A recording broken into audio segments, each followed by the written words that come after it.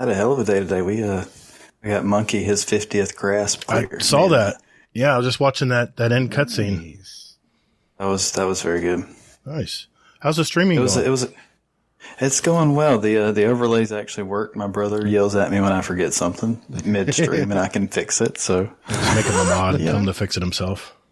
That's right. That's awesome, nice, man. I take a similar feel and view as you. Like I just want to help not necessarily always new players, but just new members. Yeah. Guardian down.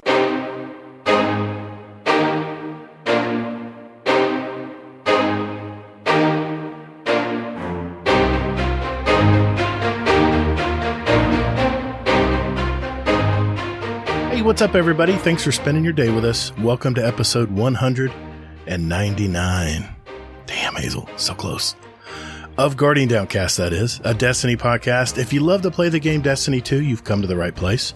We're a couple of gamer dads that have played Destiny since that day one beta back in 2014, and we're just as passionate about it today as we were back then. We discuss key topics and news within the gaming community so you can be in the loop. And we not only seek the stories of Destiny content creators, but we're a podcast that gives a voice to the stories of our Destiny community members out there. And in this game, that's what it's all about, right? We're the show that asks, will exotic armor tweaks improve Season of the Deep for your Guardian? I'm your host, Todd, the Gator, and my co-host, Hazel, is here as well. How you been, man? I'm doing all right. Sad news.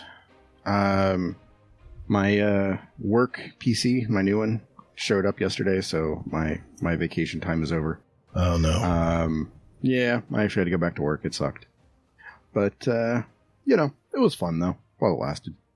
I actually read a book. Like in one day, I read a whole book. Damn. So, yeah, it was a pretty damn good book too. So there was that. Honestly, it kind of got boring. Not working. Yeah, so it's all hands back on deck, huh? Yep, exactly. But hey, what can you do? Aside from that, though, everything's good. Family's healthy-ish. So, what else can you wish for? That's all you can wish for, man. Yeah, definitely. There you go. Definitely. So, what about you? Gosh, I know people are tired of hearing me say this every week, but it's just slammed, man. I'm slammed. Work is just crazy right now. I've been trying to get Destiny in when I can. And, we get the Hazel and Gator got some Destiny done this week. Yeah. Yeah. We'll talk about that. But, no, I won't bore anybody. It's been a busy week trying to get Destiny in when I can, but, I always look forward to Friday nights, man. It's podcast time. So, speaking of which, we have another brand new member of our show tonight. He is a super active member of our community. He's really gone above and beyond to help new members in our community with dungeon and raid runs and much more than that. He's gone by names such as the Hat Man, Trashy, Panda Man, Trash, and the Sheriff. But we know him as TrashPanda. How are you tonight, sir? What's happening, guys? Living life, enjoying the beach, playing Destiny. Very good, man. Yeah, I'm telling you, go on the beach. All good stuff. I'm living in Florida. I haven't been to the beach in a while. But anyway, I'm a half hour from the beach. I can't not go, right? Oh, a half hour? Oh my God. Yeah. Sounds terrible. That's brutal. It's horrible. Let me tell you, Sundays suck. Well, here's what we have on tap for this week's show, folks. We're going to talk to Panda, of course, discover his Destiny journey. Hazel and I are going to go over the top for this 11th week of Season of Defiance, and we'll also discuss the new exotic armor revamp article. Then, for the first time, because you, our community, asked for it, we are each picking a member-submitted Destiny build that you can all try out. We've put these builds together. We've tested them ourselves. So you'll get some feedback from all three of us today. So get out your pen and paper or notepad app on your PC or phone if you live in the now. And we'll go over each build together. Panda, Hazel, and I will answer your questions for the show via the Questions of the Show Discord channel and our voicemail system. And that is speakpipe.com/Guardian Downcast if you want to leave us a message. We're playing our answers to the question of the month, and we're having our drawings. And finally, we're picking some music for our GDC community music playlist. We have another Scumdesk Corner tonight as well. So let's roll.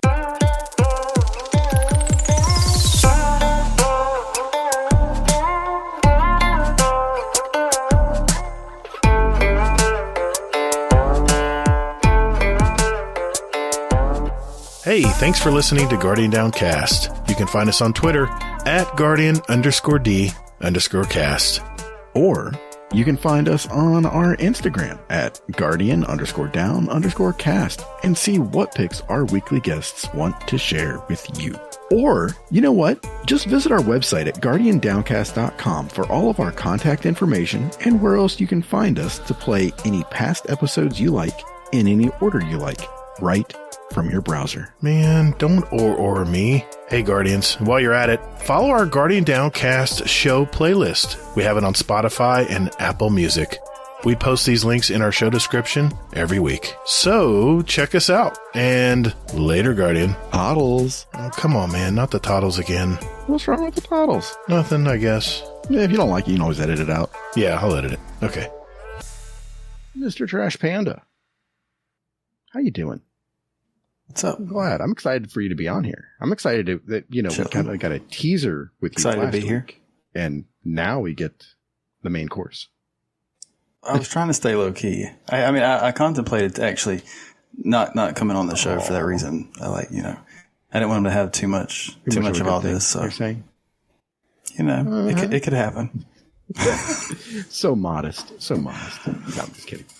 All right, Yeah. sir. So tell us about yourself.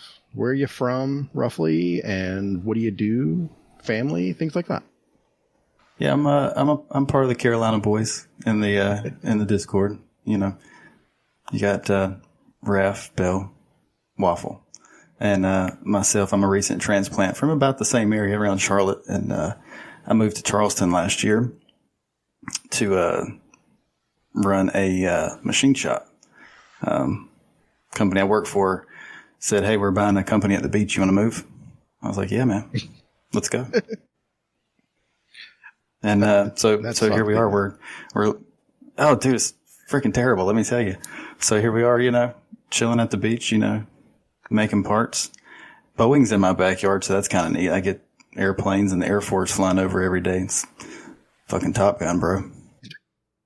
You say machine parts. What kind of parts are we talking about? We machine bearings for the most part. Oh, bearings. So not roller bearings like you would think about. Right. But they're fluid film bearings, so there's no rolling element. They roll on a film of oil. Nice. That's pretty cool. Yeah. Huh. Yeah. So we make one we do in particular that's kind of neat. We make for the aviation industry. So anytime you get up in an airplane, you've got one of our parts in the airplane. They actually are part of the turboprop system for the power generation system. Oh, that went over my head. I guess I get that. Sorry. No, I'm sure that. I don't want to put anybody to sleep. No, I'm sure that there's a lot of people like Nate Fu and All Thumbs. All Thumbs, right? Yep, Yeah. exactly. I'm sure that they're going to be like, oh, hey, I know exactly what he's talking about. So it's not really about us and what we know or don't know for that matter. It's That's right. about everybody else. So, Yeah. That's right. But yeah, I may not sound like it, but I've got 5 kids. My youngest one is 13. So soon to be, not 13, 14 now. Wow. Wait a minute.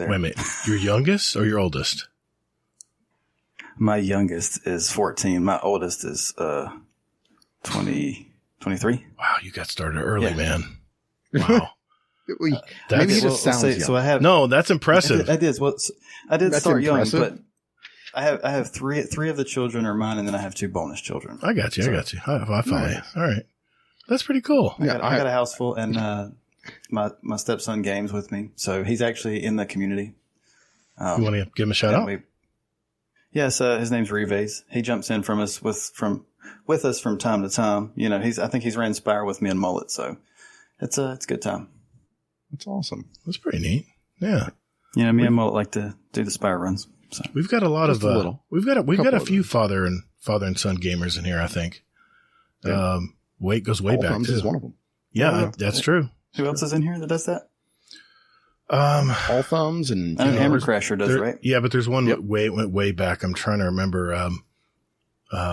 It's Shadow, I think it is. I'm trying to remember. He's been in the community a long while, but yeah, I can't think of it right now. I wasn't prepared for that question. But let me ask you, Panda, what was your earliest time playing video games, and what was that first video game that really got you into this hobby? All right. The first system that I ever owned myself was a original Nintendo Entertainment System.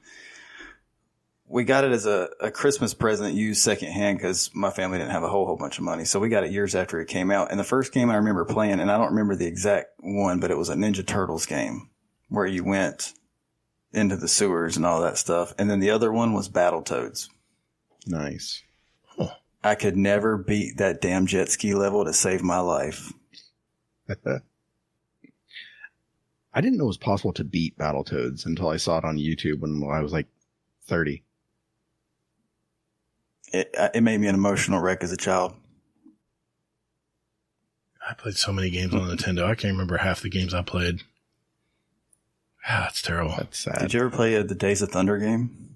I don't remember. I mean, I played remember I played the Mario games, and I mean, a lot of the. I take you on an old man of gaming trip here. I'm telling you, man, I'm trying to. I mean, I have more memories of Super Nintendo than I do regular Nintendo, but I remember getting that very first Nintendo station, console. It was, I don't know. It was definitely a step up from Atari and ColecoVision. That's for damn sure. But see, I walked away from Nintendo after that. We went to Sega in my house after that. Sega was our job because everybody loved the shit out of Sonic. Yeah. Mm-hmm. It was big back then. Yeah. Mm-hmm. That casino level, that was always so fun. See, oh, yeah. Either people jumped to Sega or they jumped to PlayStation. I was the PlayStation. I jumped to PlayStation 1 after that. Super Nintendo, then PlayStation. But, yeah. Man, yeah, it's been so long. I was always I've taken the journey through them all. And then when Xbox hit, that's kind of where I stayed. Yeah. I was always jealous because a friend of mine had a Sega. And I was always like, oh, man, I really want one of those. Because he had the coolest games. Like, Sega just did not care back then. Their consoles were sleek looking, too, man. They were just fancy. They looked like they were just real fancy. Did you ever have a Dreamcast? Nope. Never had Dreamcast. I wanted one. I still remember they had a video memory card. Yep. It was everything Sony for me after that. After Super Nintendo, I never looked back. Yeah. Well, that's cool, man. That's really cool. Yeah. That's awesome. How'd you find Destiny? It was actually a friend that I played Call of Duty with. We played for several years, and then I actually took a break. I took a break from gaming for, I don't know, maybe 2 or 3 years, and then I came back to gaming, and he was still there, and so I sent him a friend request. I was like, "Hey, man, I'm back." He's like, "You should check this game out. It's from the dudes that made Halo." I was like, "Yeah, I know Bungie. I'm not an idiot," and he convinced me to buy the big edition. So I came in. Forsaken had been out for like 5 minutes, maybe, and so I'm a Forsaken baby. And he brought me in, and I joined the clan that he was in and all. And we played for a little bit, but they weren't super. They're not as good as explaining things as we are as a community. And so I had to figure out a lot of things on my own solo because he eventually ended up leaving the game. So I spent the next 4 years solo until I found GDC. 5 years. Yeah. Wow. 5 years solo? That's a long time. Not being a part of any clan or anything? 5 years solo. Wow. LFG here and there. Yeah, I hear you. Through the app. Sure. But, I mean, you can only do so much with LFG. You can't raid with LFG. That shit doesn't work. I tried a few raids LFG, but it was very toxic. It got toxic quick if you didn't know what you're doing. That's the reason why I can relate to people who try to get into raids LFG, because it's very frustrating, intimidating too. So, I can understand that. I mean, I never had those experiences, but I could definitely understand, them happening. You excel at that, man. I think. Well, now you'll know why I'm so inviting. Yeah. Because you went through the crucible of LFG. Literally the crucible. Yeah.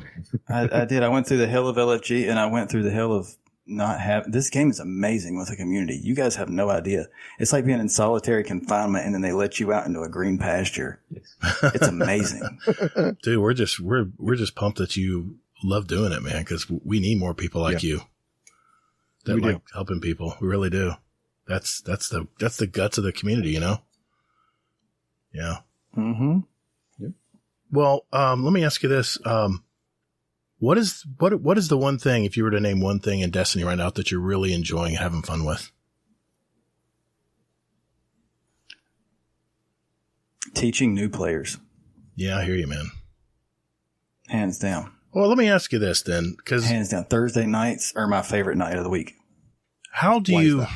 I know Hazel's got this down. Maybe you haven't been. You're a little newer to the raiding scene than Hazel's been, but you always seem to be very cool explaining, you know, all, because I've raided with you several times with Logan Haas, I think couple weekends ago, and then it was John the Bounty Hunter the weekend before that, I think.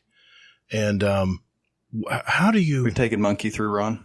Yeah, and we're going again tomorrow. So, yeah, yep. By the way, what time was that again? 2 p.m. Okay, because it cut off last time. I couldn't hear you. I'm just verifying that. Okay. 2 p.m. You want me to send you a calendar invite? No, I'm good. I got it now. I got it now. You were cutting out at the beginning of the show, and I was like, all I heard was PM. Okay, that doesn't help. So no, but I have to keep a calendar to make sure we don't forget things. My question was how do you break down an encounter? And I just overthink it. I just don't know how you guys do it. I mean, how do you try? I'm trying to figure out I'm trying to structure this question where it's not too like I'm trying to explain an encounter in raiding. How do you lay it out for people who really have just never seen it before? I have to credit my job to that a lot, I think. You know, when you're having to look at a print to break down and carve something out of nothing, you get really good at figuring out how to do it. And then you get really good at figuring out how to explain to somebody how you need them to do it for you. Right. So you can duplicate it. Right. So, you know, take the planets counter in Ron, for example. You know, if I need you to do a specific job, I can explain to you exactly how your job works because I know how to do your job because I've done it. Yep. You'll never see me explain an encounter in a raid or a dungeon that I have not done myself. I can give them the gist of it, but, you know, say Hazel wants to run nodes a certain way. Hazel's going to explain that. I'm not going to do it. I know when to shut up and let somebody else take over, I think, is the other important part of Sherping. Oh, I've learned. Especially if you're going in with 2 Sherpas. Yeah, I've definitely learned to just take a back seat and just support. Because Hazel and I tend to butt heads. I'll try to jump in. But I've heard you explain. I know I can explain things. I mean, certain parts, but I just don't know if if Hazel gets on a train of thought and he's trying to lay it out, and then I try to throw in some extra little things because I don't see the new player catching on. I just sit back and just let Hazel or whoever's deciding to take the reins explain the encounter, you know, and just let it ride. And a lot of times, and sometimes one of the things that I do as well is let them shadow me. But hey, come shadow me this one time. You know, take the Nodes Inspire, for instance. For somebody like me or Hazel, you know, we blink and we're done. Mm-hmm. You know, we know how to do that shit. But for somebody that doesn't ever get to do that, you know, I'm like, hey, follow me, get in my back pocket, let's go. I'll take my time and you can connect a circuit with me. That gives them the confidence. There's so many people that I've broken it down to on that very simple level that now I turn around and they're joining as Sherpas in events. That's what I love seeing. That's awesome. Yeah. It's like that proud dad moment letting his babies out to fly. Yeah, it is. You're pushing the babies out of the nest. I love it. Yeah. That's right. That's awesome. I'm just wondering who's going to Sherpa me in the new dungeon next season. We got you. Okay. I'm pretty sure. I was going to say, I'm pretty sure that we'll figure it out, right? That Panda has an idea. You haven't done a shake and bake run yet, Gator. I haven't done a shake and bake run, and this is really, I'm going to get crucified for this comment, but I'm just being honest. I've only done one run of Spire, and that was with Kingsley and Hazel.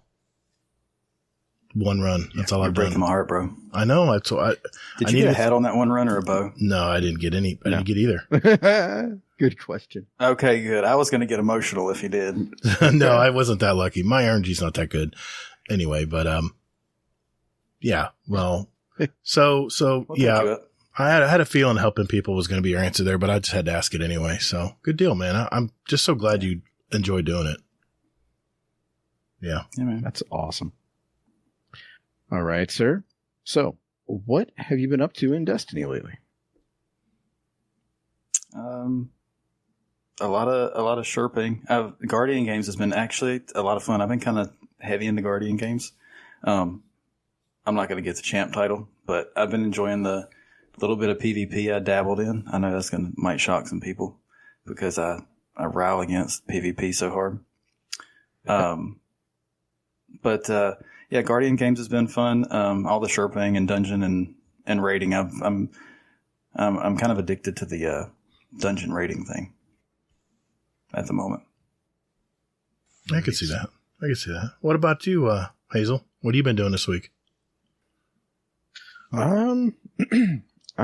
Guardian games has been pretty much my main thing. I hit 10% on the what was it? Week 1. Oh, at the I still tower. have to do week. Yeah. Yeah. So I hit that with the strike playlist, and just kind of. I still need to do week. What is it? Week 2 that we're on right now. Right. So yeah. Besides that, something else, but I'll leave that for you. What about you? Well, yeah, we might as well just mention it here. We've gotten some feedback from your survey that you put out, and we haven't really gone over it completely yet with our mod team, but we plan on doing that. But I was just one of the things is some people wanted us to be more involved in the community, and we're all family man here, and we have things we got to do, and we can't be on all the time. But I messaged you, I think, a couple days, a few days ago, and I said, hey, man, what do you think about doing some Grandmaster Nightfall runs?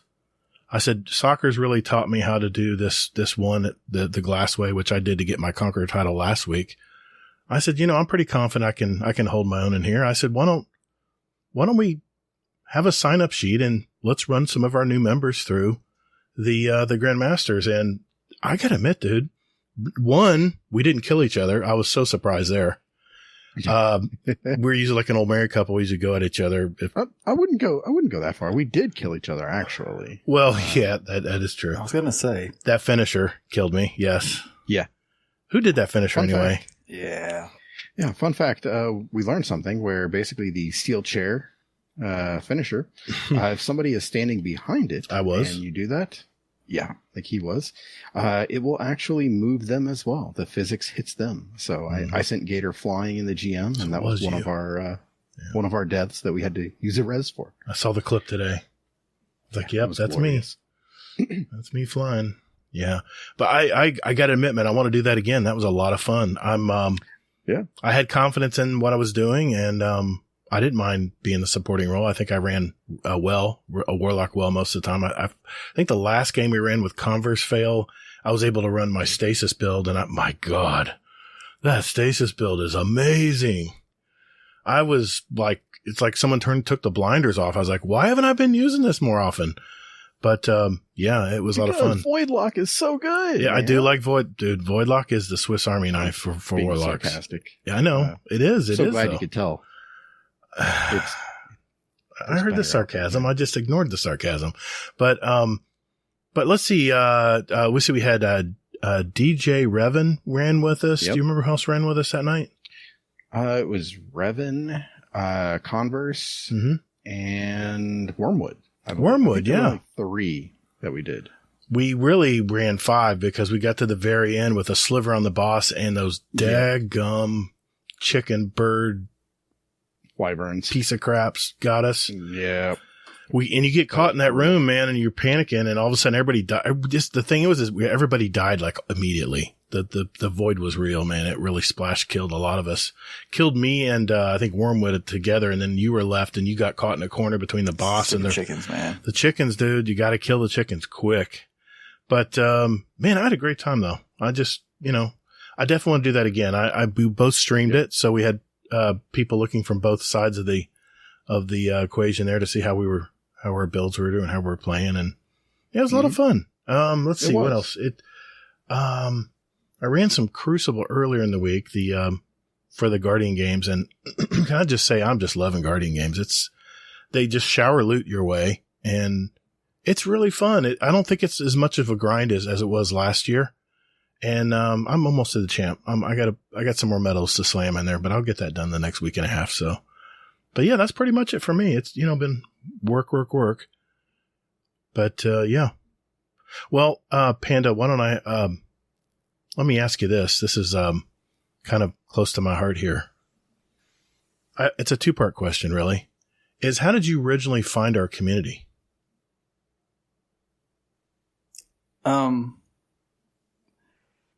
I took off the majority of Beyond Light. Mm-hmm. And then when I came back to Destiny, it was at a period of time where I was, my travel back and forth to work had extended out to about 30 to 40 minutes. And, there's only so much Joe Rogan you can listen to. And I found, I found Destiny again. And then so I just Googled Destiny podcast, and first thing that popped up were you guys, not 2 Titans and a Hunter. Everybody. Really? We got ahead of them? Yeah, you guys. We bribed you guys. somebody. Yeah. Google juice. Yeah. That one guy. That's that Closet Hunter at Spotify. Yeah. He was that Closet Hunter at Spotify. I was talking to my soul, and he's like, "Here, bud, check these guys out." And I actually started listening in about June of last year, and I did not join the Discord until September because I was chicken shit. A lot of people are that way, man. That's very normal. A lot of people listen to podcasts first, get to know us, and realize we're just normal guys, and then say, "Hey, well, I want to join this thing. Mm-hmm. They keep talking about this place. Let's see what it's about." And we hope that more people do that. So what was it about us or about it that made you join the Discord?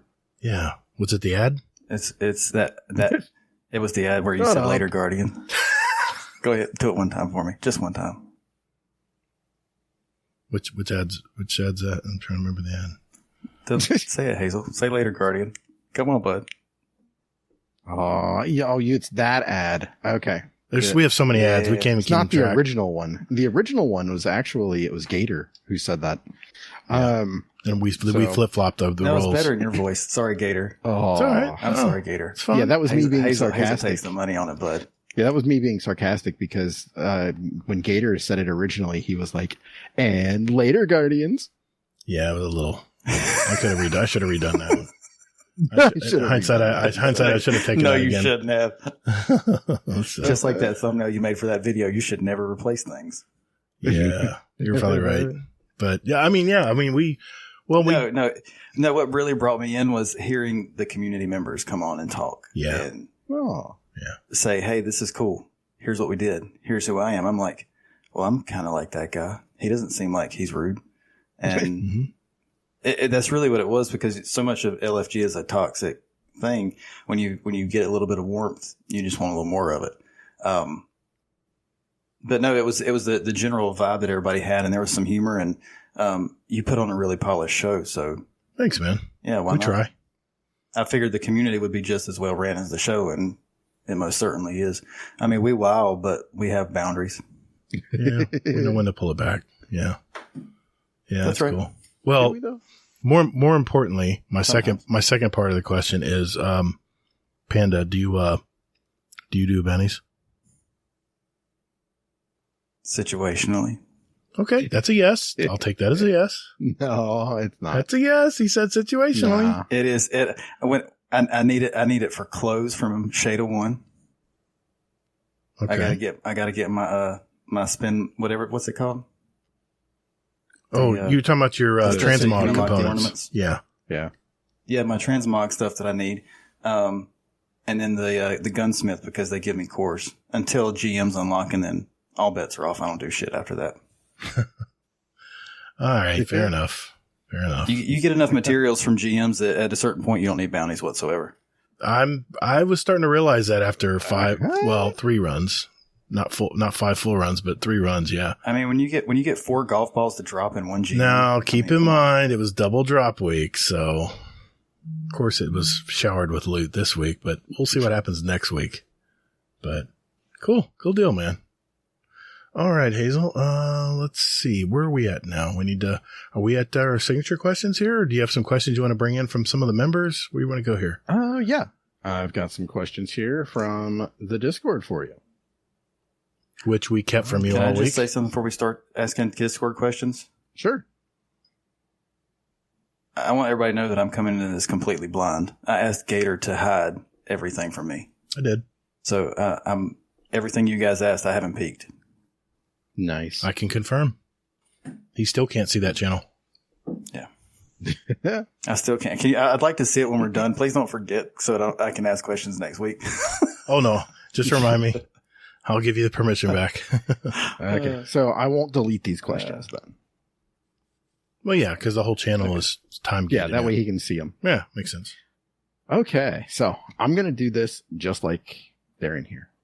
So, question from TrashPanda. Question for the hat collector. What started the hat collection? What did start that I got an ugly head. I got an ugly shaped head, you know.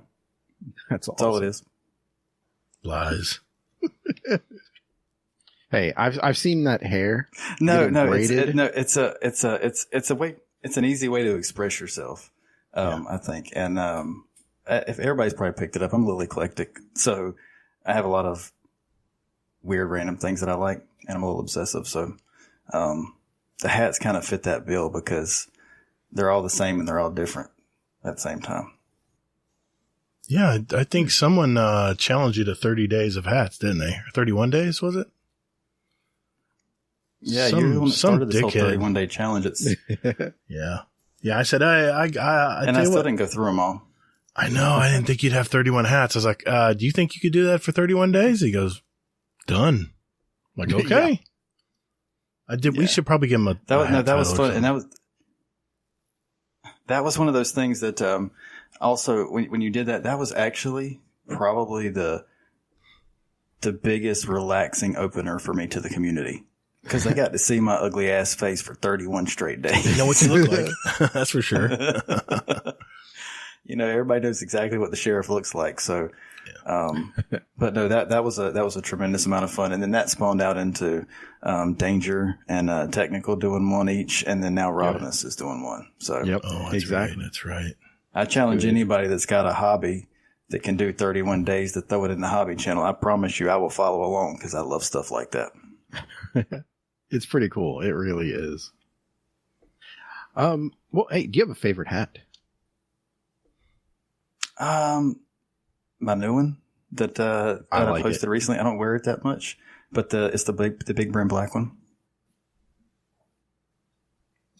That was my first custom hat, so that's probably my favorite. I like it. Has one of those been sent out yet? I'm just curious. The ones that we talked about? Yeah. We're speaking in code. They're on. Yes, they're on their way. They're currently on their way to me as we speak, and then I'll send the other one out. Okay. What hat? Just checking. Say what? Nothing. Nothing? Adults are talking. It's okay. We're speaking. The adults, yeah. You can borrow. Hazel said, "Hold his crayon for a second." Oh my god. Oh my god. What else we got, Hazel? We got some more? Okay. Yep. I'm moving to the next one here. Question from TrashPanda. Question for the raid hair. What's the biggest thrill? Go founding a badass dungeon running duo or complete the Spire solo?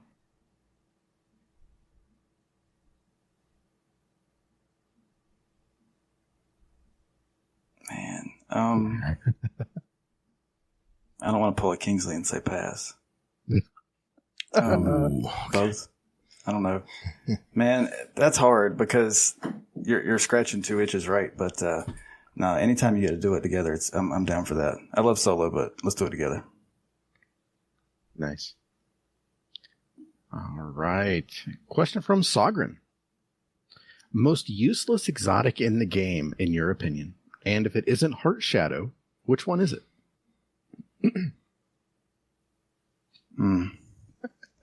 So, for me personally, it's going to have to be the Blight Ranger helmet. That thing is useless. Throw it away. Anytime I see that thing pop up, I trash it instantly. Yep. I concur. I'm not familiar with these hunters. I mean, maybe next season it'll be better with the buffs, but it's pointless to me. Yeah. Yeah. Okay. Question from TrashPanda. I love you guys. In case anyone doesn't know, so everyone kind of changed their name to TrashPanda. Yeah. So I don't know who the fuck is who. Yep. Yeah. So it makes it kind of fun right now. So, question for the Nocturnal Garbage Bandit. Did you know I'm a huge fan of your work? Thanks, Trash Panda. I hope so. I try to leave things out like Banksy, so I would hope so. You get your work from trash cans? You know. Leave a little tag here and there. Do the work. Leave a mess. Trash can be art, right? True. Yeah. Look at Stomp, right?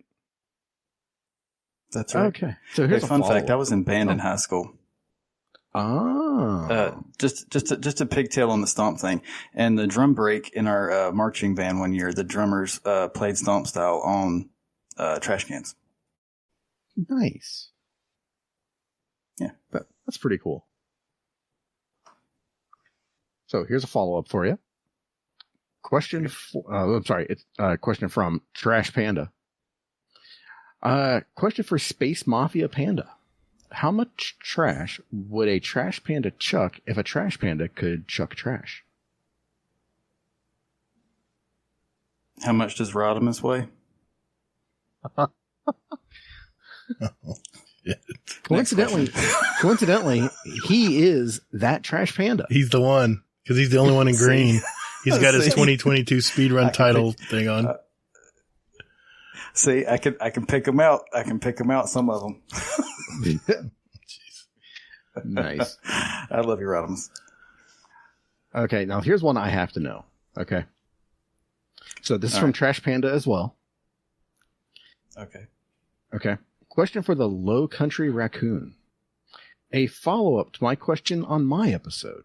Does your wife know that you're in a relationship with 8 other dudes?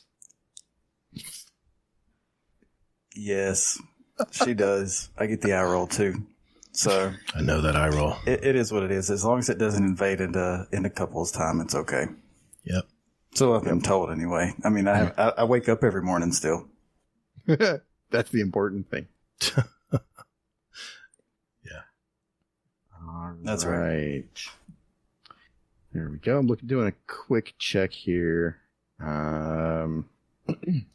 See if there's anything else. Well, you know what? Hey, you know what, Hazel? Why don't I play a speak pipe? We've got some speak pipes for him as well. Let me play one real quick while you're looking them over. Sure. All right, here we go. Let's see. Wow. Okay. Wow. Where do I start? Okay. Let's go with, Lord Silent has a question for you, Panda. Here we go. What's going on, guys? It's Lord Silent. So I have a question for Panda, and I have a Destiny thing to add up onto my, theory I made up a few weeks ago. First, Panda, our trash pandas, the best pandas, and if you could be any kind of other panda, what would you be? Alright. Now, to add on to my theory, I was doing Rooted Nightmares last night with people from the Discord, and we were talking about how we think Nezrak's going to come back, and somebody brought up that his eyeball is still in space, and that could be a way he'd come back. But I brought up that Misrax has Nezrak's finger around his neck. That could be a way of him dying. Because it got me thinking on how he would die, and it would probably be through Nezrak. Nezrak probably tried talking to him because he has that piece of him. I don't know. Let me know if I'm wrong or not. I don't know. I'll have to do some more research. But let me know. See you guys later. Thanks, Lord Silent. What do you think, Panda? That first part. Okay. Yes, is the answer to the first one. Trash pandas are always the best pandas. They have the cutest hands. Their hands are awesome, dude. You ever watch them hold shit? It's great. I'm serious. And if I could be any other panda, it'd be a classic panda because they're so damn cute and cuddly. What other kind would you want to be? Yeah, I agree. That's so true. We'll have to see on that. And as far as his lore stuff, I'll leave that to Des. Yeah. That's probably a good call. That is a good call. Yeah. But I say this, though. If Mr. X dies, I riot. I concur. Well, there you go, Des. Lore channel. Let us know, man. What do you think? All right. Did you find another one there, Hazel? There's only like 40 questions in here. Jesus. So help me now. Holy shit.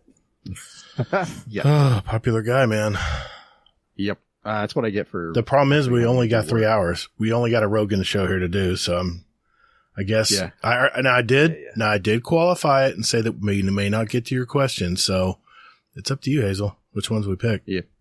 Yeah. I'm just looking here. Well, I can do a record rundown for a Patreon for you if you need. Yeah. We can do that too. We can open it back up and you can send us a recorded answer too for the ones we don't get to. Yep. Now there's, some here. There we are. Okay. I can delete those two because those are two asshats named Trash Panda. All right. Okay. So here's one. Okay. I want to know. This is from Chocolate Fingers Hades. Oh, in case you didn't know, we also named ourselves after cookies today. That's today's theme. Yep. It was Cookie Day. Yep. It was Candy Day yesterday. Mm-hmm. Yes. So, by the way, I want Hades to know the amount of effort that I have to put in looking up UK candy and UK cookies and try to find something original for him so I can change his name because he doesn't do it on his own. So, you're welcome. We appreciate you, Hazel, though. Your dedication is important. Yeah. I hope Hades feels the same way. All right. Question for the Baked Shtuketh. New dungeon comes out. What you gonna run? Weapons and exotic. And who you gonna drag along? Oh, man. Yeah. It's funny because I've actually got all this worked out. I really do. I'm gonna take the other half of Shake and Bake in with me. Clearly, Mullet's gonna come along, and then Mr. Monkey's actually gonna come with us. Nice. He don't would let like him. to come. So Mr. Monkey and Mr. Monkey, Mullet, and I are gonna go explore the deep and see what kind of shenanigans we can get into. That actually might As be a far good as the idea. subclass. That might actually be a good idea because you don't have to jump in there. You just swim, right? What? For I Mr. hope so, Monkey. because y'all know I suck at jumping. Oh, I was Me too, referring to but Mr. Monkey. I'm the worst jumping hunter of all time. Well, I know a really bad Especially warlock that with- can't jump. Never mind. It's okay. Wait, I'll pick my buddy up. Oh, I always do. buddy. I always wait for him. Go ahead. I don't know what I'm going to do since Stompy's got nerfed into the ground, though. Oh, God. You're going to hear about puzzles. this. Might as well be the title tonight. What did you do with my Stompy? Yep, there it is right there. What do you do to my stompies? Sorry, I couldn't help myself. No, but I'm going to take my, I'll probably go in with my most comfortable loadout, honestly. New dungeon, I want to be comfortable. It's going to be a void and run. So, Nice. Gear Falcons, Repulsor Brace, SMG. I'm just kidding. Probably a Wish Ender. Probably a Thunderlord. You know, just the standard fare to see what the dungeon feels like and then start moving outward from there. Nice. That's the Thunderlord's safe strong. play, right? Yeah. With the Catalyst, Probably Thunderlord is. I mean- yeah. What were you saying, Gator? I said Thunderlord's strong. With that Catalyst, it's just really hard to beat right now. Yeah. Nice. All right. Here we go. I'll hit one last question, and then we'll go ahead and hit up signature questions. Sounds good. Yep. Okay. This is from TrashPanda. Question for the Flying Hunter. I have yet to experience this mysterious error code moose. Can you explain what it is and what it feels like? Well, we can arrange error code moose for you.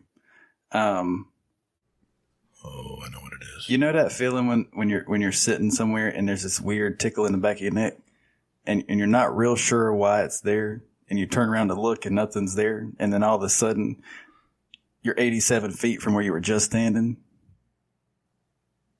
and then you get a red screen of death. That's what error code moose is like. It's that split second where you question all your decisions in life. I've had that error before code. moose sends you into oblivion. Yep. Yeah. That's a beautiful answer. I think all three of us have done that with all three of us. I've gotten that code. Right? I've gotten that Is error accurate? code. Yeah. I've gotten that error code just a few times, not too many though. I need to play with TrashPanda more, who asked that. So Yes. Nice. All right, Gator, signature questions. Let's do it. Let me ask you this, TrashPanda. Dude, what is behind that gamer tag? I want to know. This is my third gamer tag, actually. Yeah. So I started out as a young guy on Xbox, and the first time I got Xbox Live, you have to come up with something. So I was trying to be a cool kid, so it was Silhouette, because I was trying to be a cool nerd. And then I got a little older, so I was going to be a cooler nerd, and I came up with Fate of Vengeance. And then as an adult, I guess I've done 4 now. So then as an adult, when I came back to gaming, I lost that gamer tag, so it was Fate Returns, so that all my friends knew who I was. But with my wife, she has forever and always told me that I am her trash panda, because her and I have always worked out together, but I eat like crap, and she eats really good. So it kind of stuck, and I changed everything over to that, and here we are. And it just so happens that I think raccoons are cute as shit. So That's awesome. y'all can blame my wife for all this junk. I thought it was because of the gray in the beard, like the streaks. Guess not. All right, TD out. Sorry. Too soon? TMI. TMI. Sorry. I'm just trying to catch up with you, bud. There's no streaks. It's just gray or white. I don't know. That's Anyway. right. Okay, Hazel. We're getting there. I'm gonna let you just dig yourself out. Simmer in that one, though? And- Okay, that's fine. Yeah. I can simmer in it. Sure. Yeah. Yeah. That was so much fun to listen to. Gator tries to Now be I'm edgy. broken and going to have to go get Just for Men. Make sure you put streaks. You know what though? That's right. Okay. We were at a grocery store over here. Just my wife and I. My daughter was like with her in-laws, or not her in-laws, but my in-laws. Yeah. Yeah. So we were looking at stuff, and I was like, "Oh, I need to get some soap." And my wife's like looking at the men's stuff, and she says like the Just for Men, and she's like, "Hey, have you seen this?" Ooh. Here I am. I look at her. I was like, "Fuck you." No, men. No, I'm not getting Just for Men. Yeah. I'm embracing the gray, man. Yeah. Exactly. That's what I told my wife. I said, I'm just going to go with it. Yeah. I like the I was salt and pepper. appalled when she fucking said that to me. Like, Can I trade you in for a new one? Yeah. Yeah. No, not going to do that either. Too fucking expensive. All right. That's right. So, Been there, done that. Can't confirm. Mr. Panda, do you have any other hobbies other than gaming? Well, everybody knows I collect hats. You do? I work out, but I think, yeah, maybe a little bit. I've got a couple hats. Obviously, like I said, I work out, but that's kind of a quality of life type thing more than anything. Mhm. I oil paint. Really? I did not know that. Yeah, my wife and I, they had Bob. Remember when they brought Bob Ross to Netflix a few years ago for the first time? Yeah. And so we got hit with nostalgia pretty hard and decided we could paint like Bob Ross. So we went to Michael's and spent a shitload of money and tried to be Bob Ross. And it just so happens to turn out that I'm not half bad at it. And so I kept doing it. Yeah. I'll post some pictures in the hobby channel. Yeah, for sure. When we're done recording. Throw them to our Instagram too. Yeah. I'll shoot them over to you so you can post them up. But yeah, I started with the wet on wet style of Bob Ross doing landscapes, and then I used his same technique to start painting what I really wanted to. So nice. That's awesome. Wow, that's a first. I haven't heard that one. I thought I knew you, man. Okay, I'll let you take us out, Hazel. My last question is my favorite question of the show, and that is, what is one thing about you that maybe our community might not know about you that we haven't tried to uncover today? I don't know. I feel like I'm a fairly open book with the community. That's tough. Hazel, isn't that what everybody says? Everybody says they're an open book, but they always think of something. But I know you said you were in band. Hello, fellow band nerd. That's me too. What you play drums? You said nerd. You said you played drums. No, okay. So I started playing in the band in sixth grade, like you normally do. Right. And I was in low brass. I was a trombone player. Okay. And then I was an alternate for the marching band in high school my 8th grade year. So I got stuck in the percussion section, holding the cymbals as like hi-hats for the snare drummers. Right. On the marching band field and during football games and stuff. And so I continued to play throughout high school, playing trombone, and still to this day, that's actually influenced my musical taste a lot, which is a conversation that my wife and I have a lot, and Mullet and I have fairly frequently, is over music, because I listen to anything from classical to metal to jazz to rock, and I'll actually play jazz music on trombone from time to time. Nice. That's pretty cool. Yeah, and you know how to read music, so I mean, yes, band is probably one of those invaluable things I learned as a kid. And I agree, man. It gives you an appreciation for all kinds of music. So yeah, I see where you're coming from there as well. Yeah.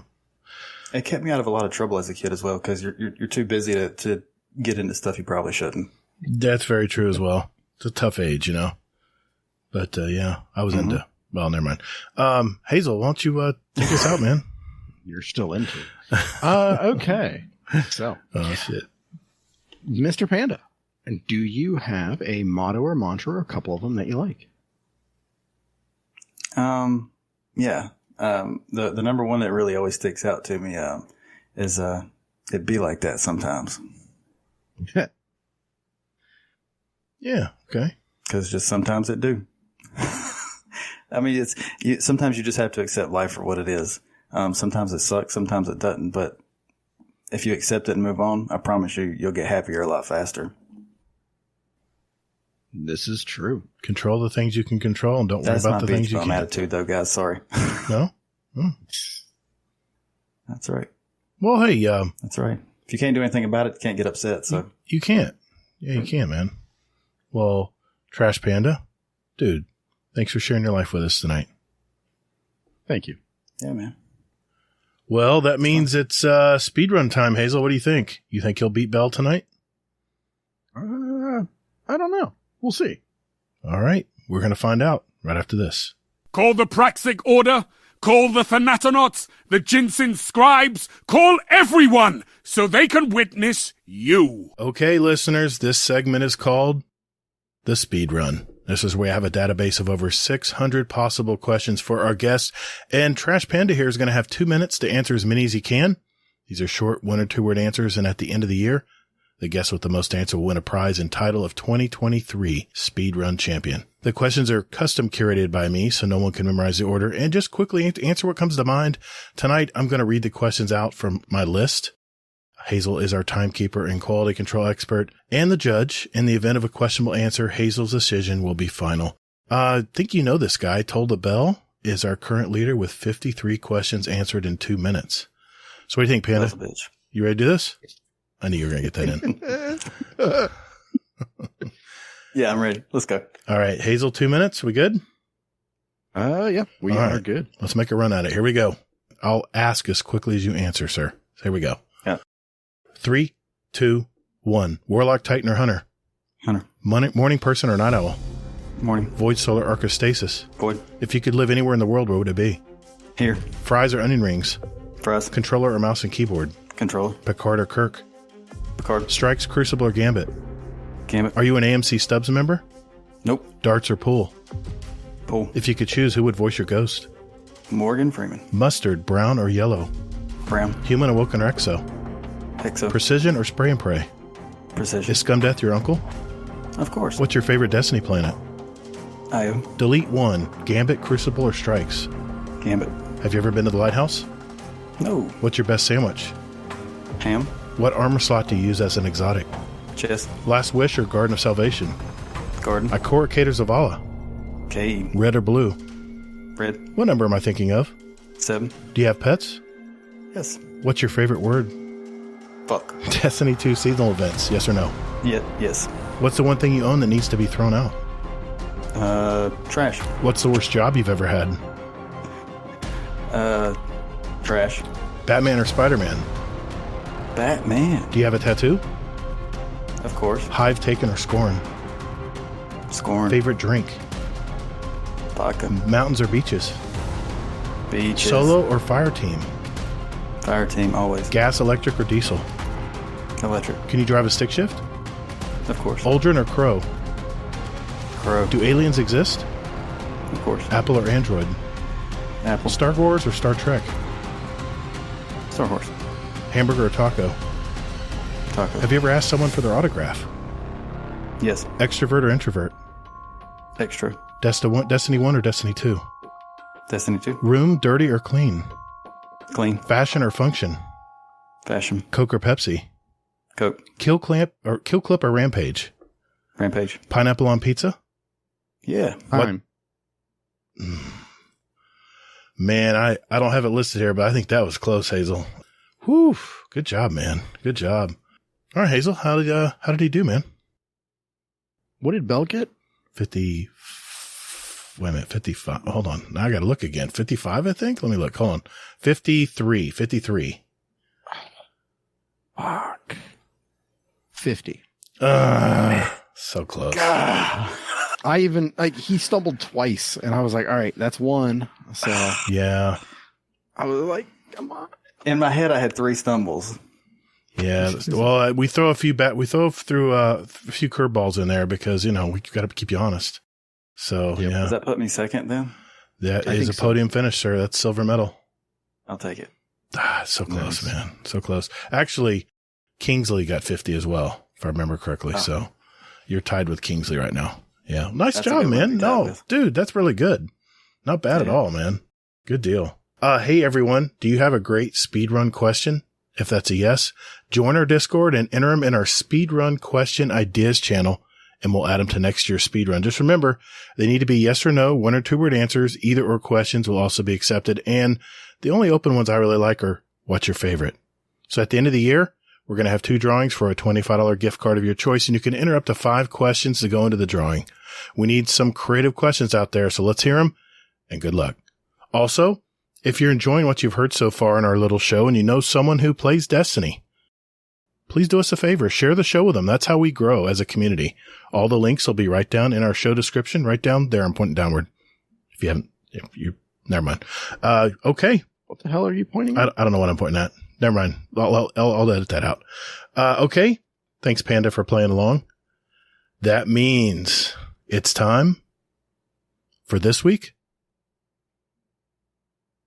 at Bungie.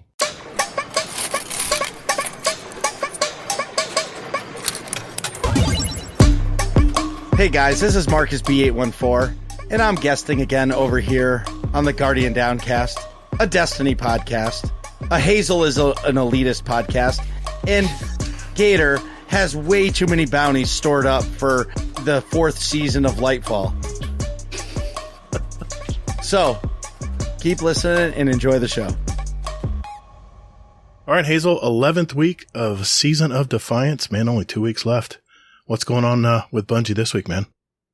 This week, they give us a Guardian Games update where the first place winner from last week was Titans. Let's go. All right. Second place is Warlocks, and third place are Hunters, because the Hunters are still out, killing shit and doing shit and too busy to cash in all their stuff. So that's why. Sure.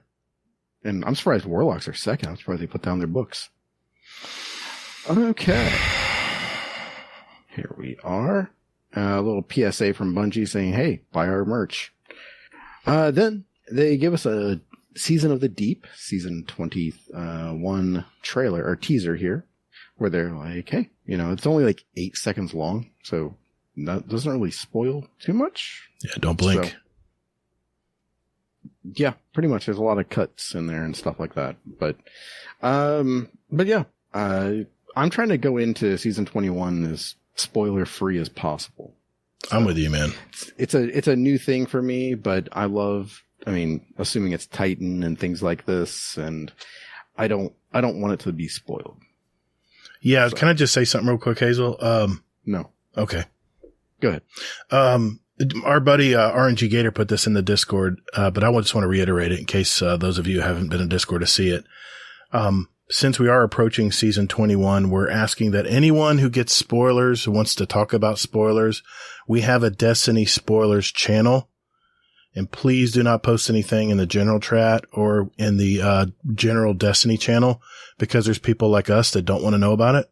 We want to be surprised. So if you want to talk spoilers, we have a special channel called Destiny Spoilers. You can go in there and talk about spoilers to your heart's content.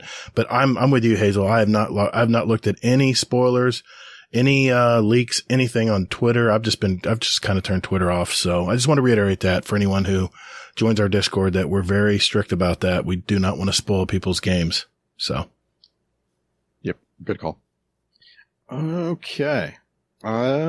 So the next thing here is the seasonal weapon, and it is called the Last Rite.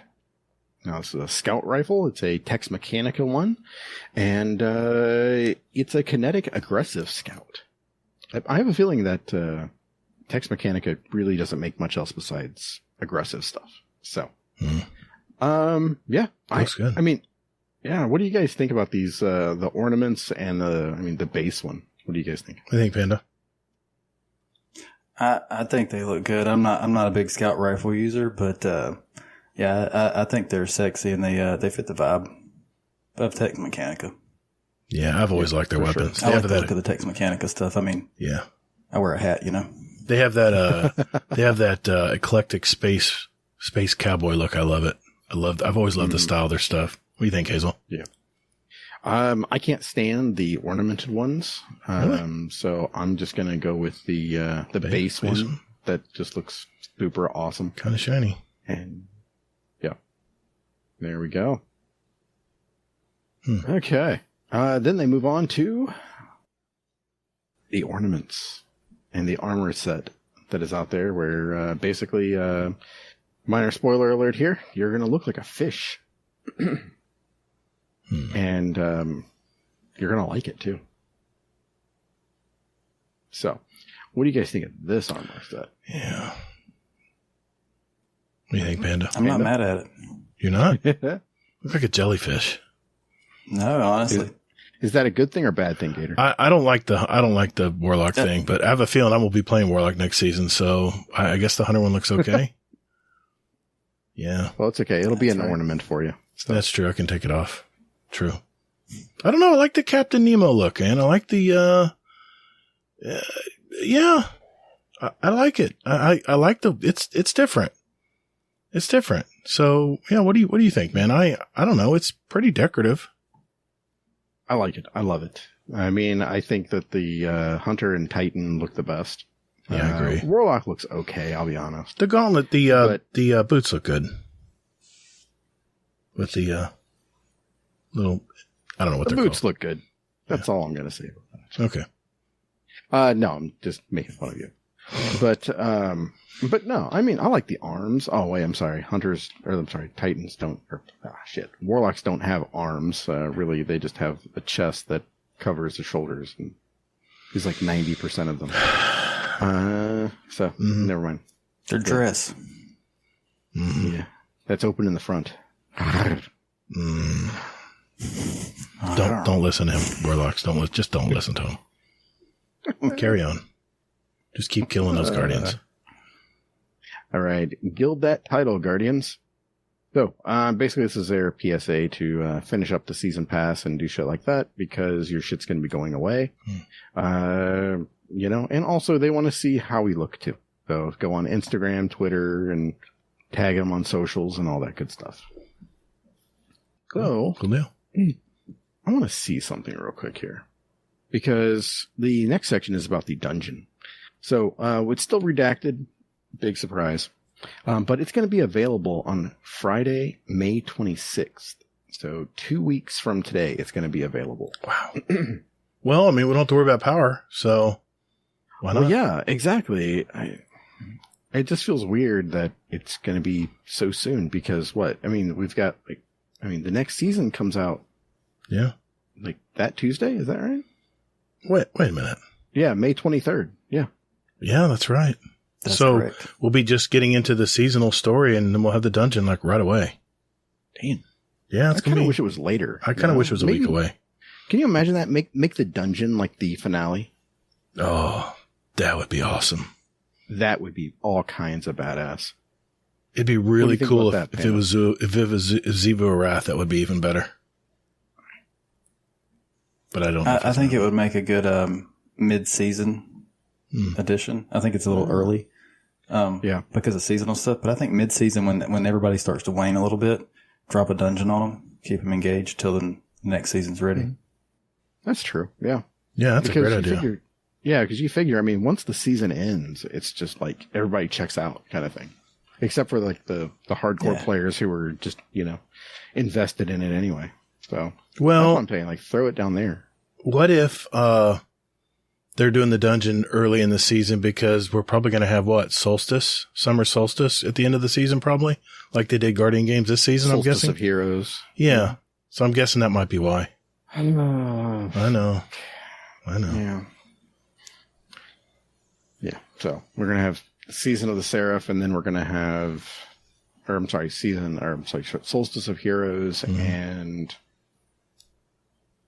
that. So yeah. All right, I guess. I'm just Sorry. kind of bummed. God, it's like I peed on your Cheerios or something, man. Not that bad. Yeah, exactly. Yeah. Stick the pen on the hood of your car. I knew you were going to say that. Damn it.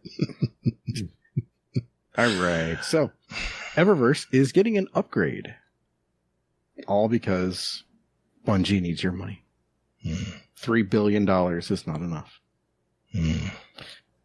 Actually, it was $2 billion, but,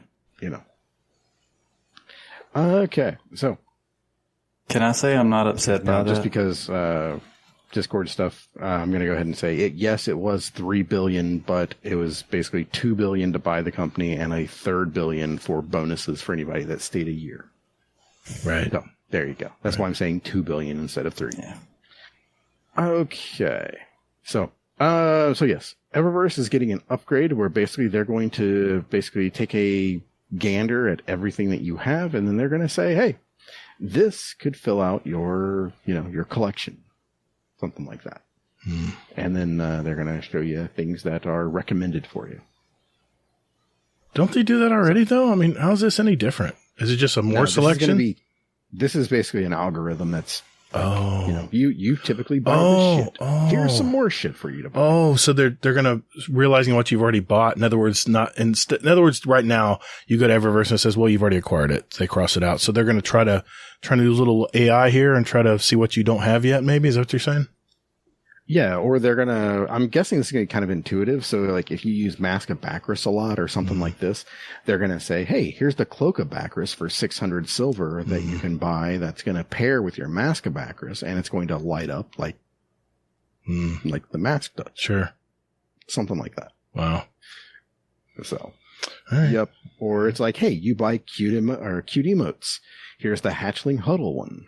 So. Okay. Yep, exactly. Or you're a warlock. Here's a hunter kit that you can probably play a real class. So, excuse me.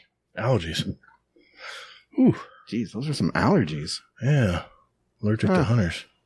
Wow. All right. Player support team, a.k.a. Shit's Broken. There it is. Trademark. Movies. Wearing my hoodie. Art. Thick-ass Nezzy. With like 33 Cs. Then we've got a merman warlock there. Hey, there you go, Gator. What do you think of that merman there? Do not like it. No. Sorry. Picture the warlock just flopping around on the ground trying to shoot shit. God. I love the art community, I do, but that's not my taste, sorry. Yeah, I think it's an artist representation. I don't think it's actually... Right. Yeah. So, that is a Stay Crafty from Sam. Yep. All right. Wait a minute. So, hold on 1 sec. Panda, did you find the hidden clue? For fuck's sake, Gator. Just asking him. He's first time on the show. No. See? No. It's actually a good pick. I like it. Was I supposed to? No, Hazel used to ask me all the time. I just was trying to throw it back at you. There's usually trying to make himself feel better because there's a big glowing E in the word C. Come on, man. You're not supposed to tell him that. You never told me. Damn it. It's because I felt bad for me? Okay, never mind. Let's move on. Shit. Yeah, we'll go with that. Right. Okay, so that's the kind of the appetizer for this week, because Bungie actually ended up releasing the exotic armor tuning for season 21. And basically their goals for this were to identify underused armor pieces and revamp them to increase their appeal. And then to tune down outlying armor pieces that are probably too powerful. And then, yeah. So that's kind of it. And it'll be interesting to see what happens with this. So, what we're going to do is we're each going to take a class and we're going to talk about, a couple of the things that were, tuned. Yep. So, I'll go first. Okay. With Titans, because Titans are the best. So, point contact cannon brace. Sucked anyway, and it's going to suck a little bit less, but it's still no one's going to use it, so I'm moving on. Second chance. This is a good one for Titans for the shield throw. They are going to, it now weakens enemies. I mean, shouldn't that have happened anyway? And then also stunning a barrier champion when you throw your shield melee will grant you a full single charge.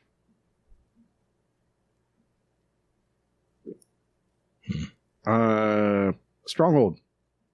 Replace the healing from blocking shots with significant damage reduction while blocking with a sword. Nobody's going to use this shit. I know. When you stop blocking, you gain restoration times 2. Get the fuck out of here. Kepri's Horn now does Scorch. Eternal Warrior gives a damage buff now. So rapid takedowns with an arc weapon will basically give you up to a 4 damage bonus, a tier 4 bonus. So, fun fact. So in here, what they've done is they've kind of told us, like, the numbers in a way for armor surge mods. I don't know if anybody else picked up on this. I did. But, so they say there's diminishing returns the more you stack on there.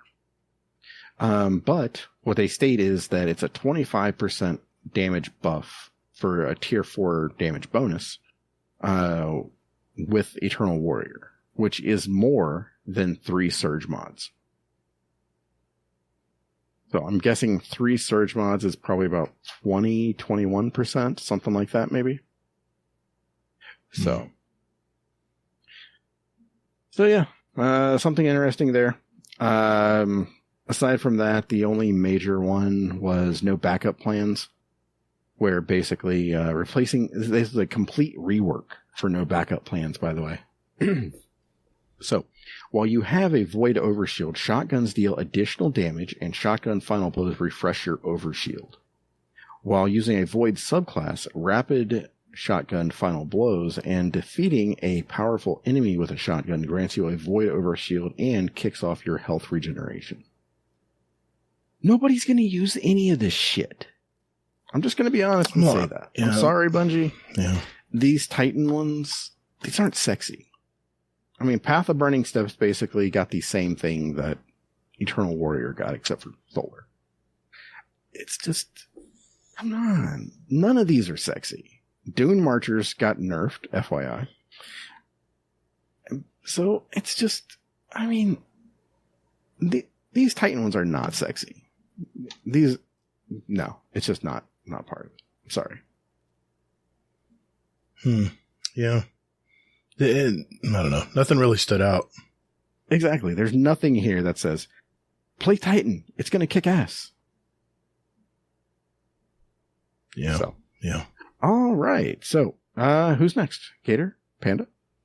Panda, why don't you go next? I'll finish it up. I can go next. I think I've got the controversial one anyway. I'll take over the Hunter. A quick breeze through the Sealed Ahamkara Grasp. They got a slight buff to the reload capabilities that it has, and it got a little bit of a movement bump. Nothing that's going to make me use it, honestly. Atheris, a little bit of strength. What is that? That's, again, what'd you say about Titans? Not sexy at all. Yeah. Oathkeepers is a little interesting. When fully drawn, bows gain bonus damage against combatants that increases as you hold the draw, but deactivates after a few seconds. That's I interesting. might play with that a little bit. Yeah, that's honestly. interesting. I'm a big fan of bows, so I may play with that one a little bit. That one sounds fun. Mm-hmm. It's like a sweet spot. It's like really weird. Yeah. Right. Raiju's Harness, again, maybe, but I don't see it happening because everybody that plays Arc Hunter plays the Yeet Stick. Ruth. Maybe for PvP it is. I can't speak to PvP though because I'm a PvE main. The Radiant Dance Machines are where it's at. I am going to play with those. That's a lot of fun. Kills while your free dodge is active. Extend the duration of free dodging. No longer deactivates when you get too far away from enemies. Deactivates after suspending slam. So, do not use your Radiant Dance Machines with your Strand Hunter people. Ruth. That's it. That seems to me like a very a solar focused change, personally. Yeah. And I'm going to skip over the next one for a second and hit Mask of Baccharis first. Mask of Baccharis did the same thing, Hazel, as the Titan mod. So basically they've done the same thing. They bumped it up to 25% damage bonus, which is still more than the 3 Surge mods equipped. Yeah. So not sexy. Very Is it similar. sexy? I mean, not sexy. Yeah, thank you. It may tempt me to try it depending on what content I'm doing, but it's going to be very situational for me. Now, the controversial one, I guess, we'll talk about is the nerf to Stompies. This one has actually caused... Yeah, I don't see it as any issue, but this one has caused quite a bit of strife and turmoil within the Discord, but... Stompies removed airborne effectiveness penalties, which nobody complained about that. You only gain increased speed, slide, and improved jump while your dodge energy is full. That makes sense. That's how that should work. In my opinion. Sorry, good. Right? What do you don't think so? I mean, your class ability is tied to mobility, so your class ability should be fully up to give you the mobility. I don't care left or right because I don't dodge when I need them. So it doesn't affect me. But PvP people seem to be pretty upset. Maybe you can elaborate. So, I mean, it's the PvE crowd that's upset for the most part. I mean, to a degree. And I'm kind of just confused because everybody that I know that runs Hunter, they only slap on Stompies whenever they get into a situation where they need it for extra mobility so they can make a jump. Yes. And then they take the shit off and then they just move on with their lives. So, I mean, yes. my thing is, you know, who's maining this shit in like strikes and nightfalls and whatever else. Because it's just, I mean, there's so much better out there. I mean, I could list pretty much all of them that are better than Stompies. I mean, well, maybe not Blight Ranger, but you should never main a movement exotic, I don't think. In PvP, it's big. PvP movement's everything, man. Yeah, but I mean, nobody was using Stompies anyway in PvP because of the AE or the nerf that they got. Right, that's right. Yeah. Okay. So, I mean, even that is just, I mean, it's just not a thing. Now, I mean, I don't know. Would you consider Mask of Bacchus a movement exotic, Panda? Because it gives the shift or blink, air quotes there, instead of a dodge. It changes it, but it gives a substantial damage buff. So I would consider it a damage exotic. Okay. What has that added benefit? If it was simply an adjustment to the dodge or an extension to the light shift, then yes. If it did something with that exclusively and didn't apply as much of a buff, then yes, I would consider Bacchus a movement exotic. Okay. It's funny, I'm looking over the classes here just to see, and I'm I think I guess it'd be like Warlock's maining, what is it, Astrocyte Verse? Mm-hmm. In normal PvE content? And Titan's maining Lion Rampants. Yeah, I mean, Astrocyte Verse was really made for PvP. I mean, I guess you could use it in PvE, but it's all about getting that radar up quick and being able to blink more often and farther and faster. So, yeah, I don't see that working too great, and you just don't need that in PvE. The enemies, you don't care when the enemies pop up on your radar. I don't know. For fuck's sake, I agree with Gator. Can you get close to the mic when you say that? Oh my God. Never mind. No, I'm just saying. Now I understand what you're talking about with the Stompies, right? Yeah. Yeah. Wow. It's just I mean, because I was going to ask you, Gator. I was going to say, would you run those? I mean, Astrocyte Verse. Yeah, the Astrocyte Verse doing a GM. No, not at all.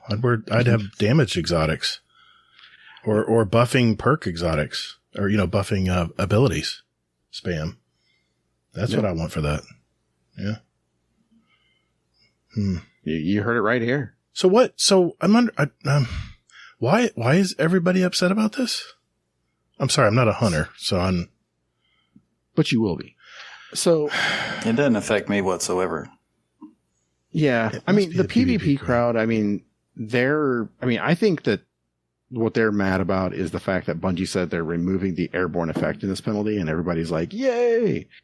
And then they hit them with the, but if whoever you dodge, you lose the extra speed and slide distance and improved jumping. I see. I've used them before. I mean, they just, it's not one of my favorite exotics, but for Hunter. Yeah. I mean, it's great for mobility and jumping high and things like this. Well, I mean, it was back in the day, that's what all the hunters had on. But then when they nerfed them, no one uses them anymore. So they're like, yay, they're back, but no, they're not. You got to have full dodge ability to enable to get it. Yeah. Yeah, I can see that. I mean, the dodge comes back pretty quickly too. Yeah, but people spam the hell out of it, especially hunters in PvP. That's their main. I mean, that's their. No, I just mean PvE. Oh, I mean for the PvE crowd. I mean that main this because, I mean most hunters use this in jumping puzzles whenever they get stuck. Sure. But how often are you dodging? No. Around that time. Do you even use dodge really in PvE?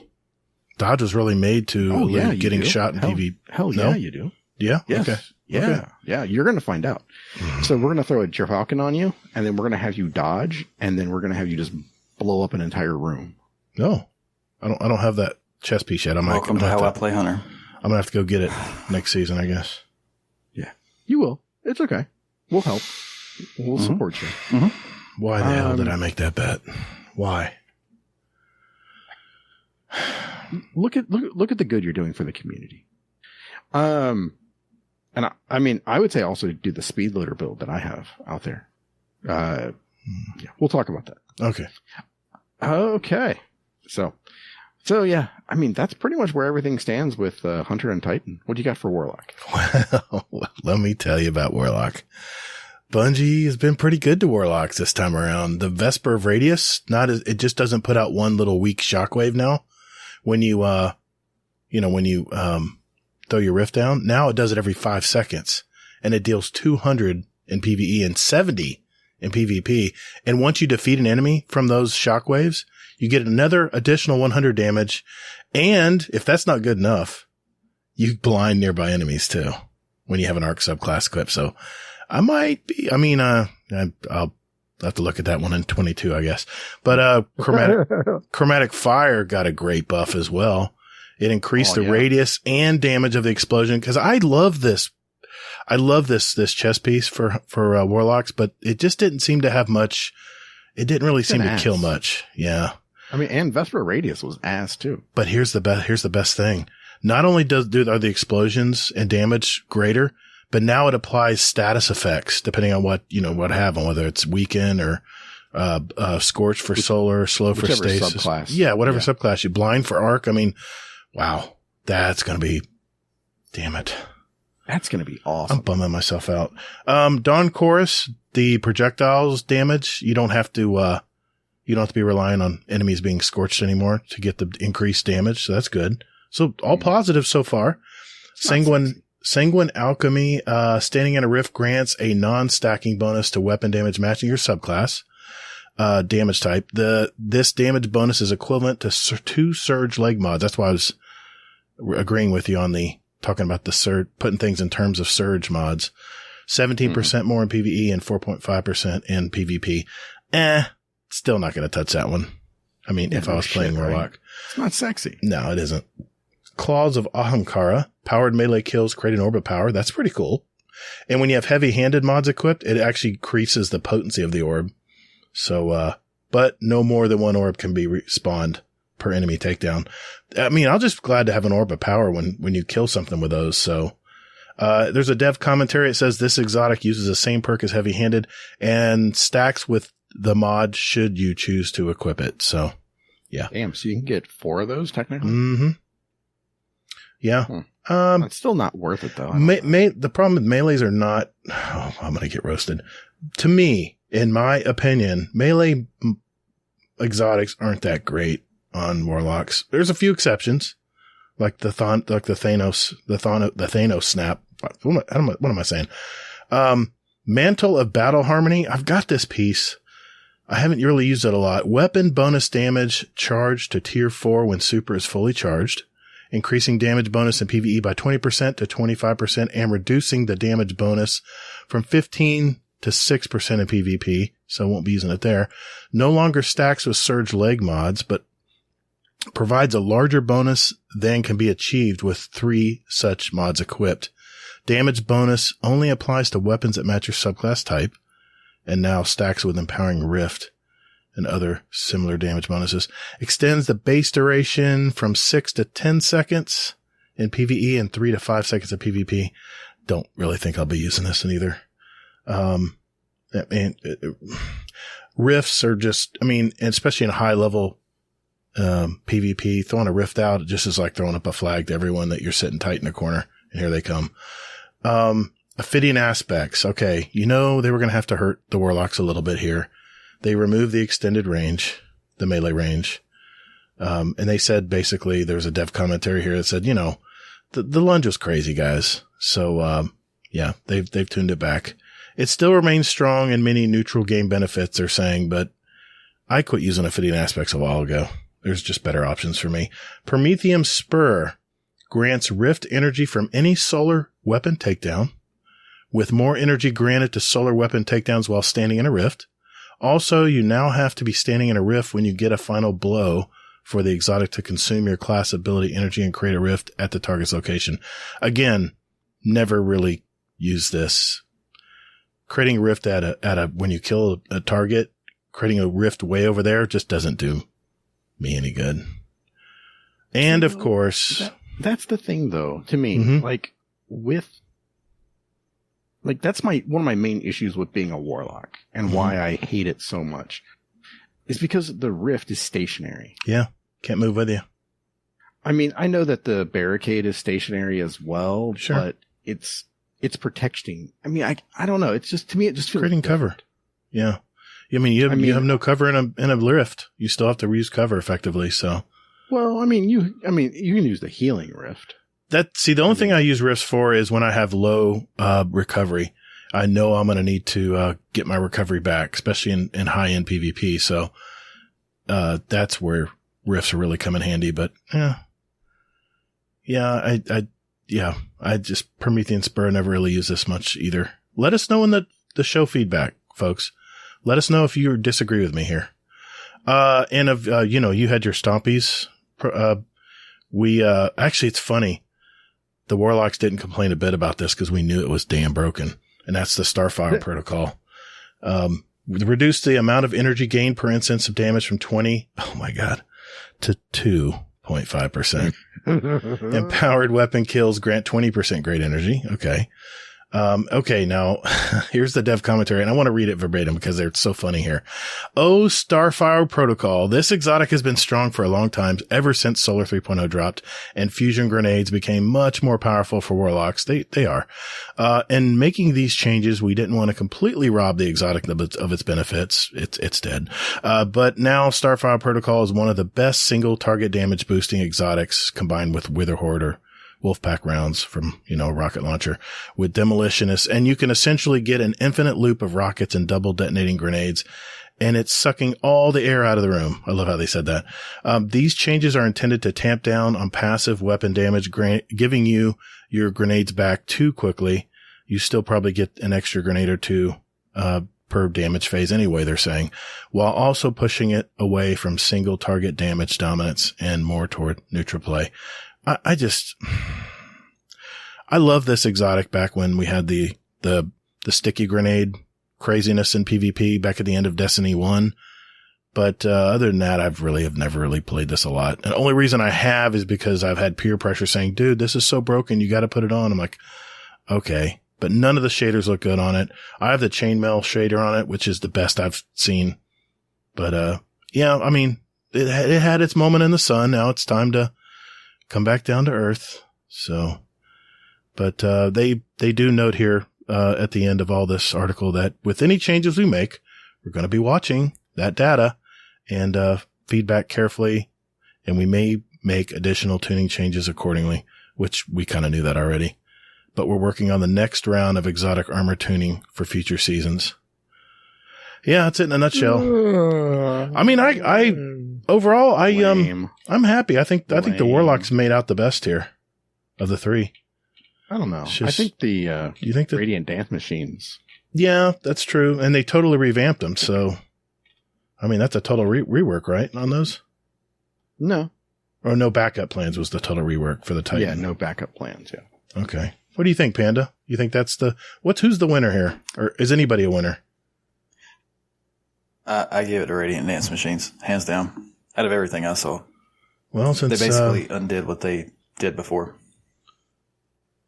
No longer deactivates when you're too far away. Okay. All right. I may put these on. See, they used to limit them, and they've kind of taken the cap off of them a little bit now. Mm-hmm. As long as you're not being a complete idiot, so you should get a little more usage out of them. Yep. Okay. Picturing that with Reaper, and just going to town. Yes, orbs for days, bud. Okay. That's exactly where I was thinking. Well, I'll take your word for it. Okay. Anything else, Hazel? Does that wrap it up, or? Yeah, that's everything for this part of the show. Okay. Thanks, Hazel. Appreciate that. And we will be right back. Hang in there, guys.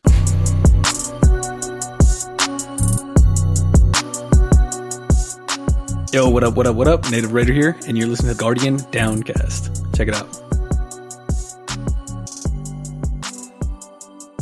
Okay, this is a brand new topic, a brand new segment of our show, and got some feedback from our community that you wanted to have more information on builds. So I said, what the heck? Hazel said, why don't you each take a build that one of our community members submitted in our Build a Guardian channel? And that's exactly what we did. So Hazel, I'll pass the talking stick to you, man. what do you want to start out with? All right. So, this was a build that it was actually like our second build. I want to say that somebody's, yeah, here it is. Okay. 4-inch love gun. Or wait, was it 4-inch love gun? Yeah, I think it was. I remember you commenting on it. Yes. Okay. So 4-inch love gun. Okay. This is a low tier build, but, it is absolutely broken. And, I loved it. I loved every minute that I was spent playing with this thing. And, what it is it uses something that, nobody ever uses anymore. It's consecration. For those of you that don't know what that is or don't remember from it, this is basically the slam that Titans get, where you slide, you slam, you bring your arms up, and then you press it again, and then you slam back down to the ground, and it just destroys. It sends like a big wave of like fire out and things like this. The loop is basically you load this build, you go ahead, you do your slam, and then you have Hoyle on, so Heart of Inmost Light, and it basically like supercharges your melee. I'm sorry, not your melee, but your grenade and your barrier. So basically what you do is with the build is you go ahead, you do the slam, and then it generates an orb or a fire sprite depending on what you're running. And then you grab that, and then you do a grenade if you need to. And it's basically you're relying on the consecration slam for basically all the killing. And this was so much fun because I really liked consecration, but it just wasn't, I don't know, it didn't seem effective. So I put this on, and I have no shame when I say this. Okay. I made it to maybe almost to the boss of a Nightfall on Heroic, Legend. And I wasn't using a gun. All I did was I kept slamming everything. And I was like, I kept dying, yes, but it was so much fun just to go ahead and just keep just slamming everything. I was just like I felt like a kid at Christmas. So yeah, that's the main thing with the build is basically it's slam, grab an orb or fire sprite, throw a grenade, 2 if you need to, and then you pick up the barricade, or I'm sorry, you drop a barricade if you absolutely need to, just to get their melee back, and then you just rely on your melee for everything. Okay. Yep. But yeah, it was super fun. I think I did a normal strike actually on it, and I ended up getting maybe like 130 kills. That's a lot for a strike. Just that, not use do what? That's a lot for a strike.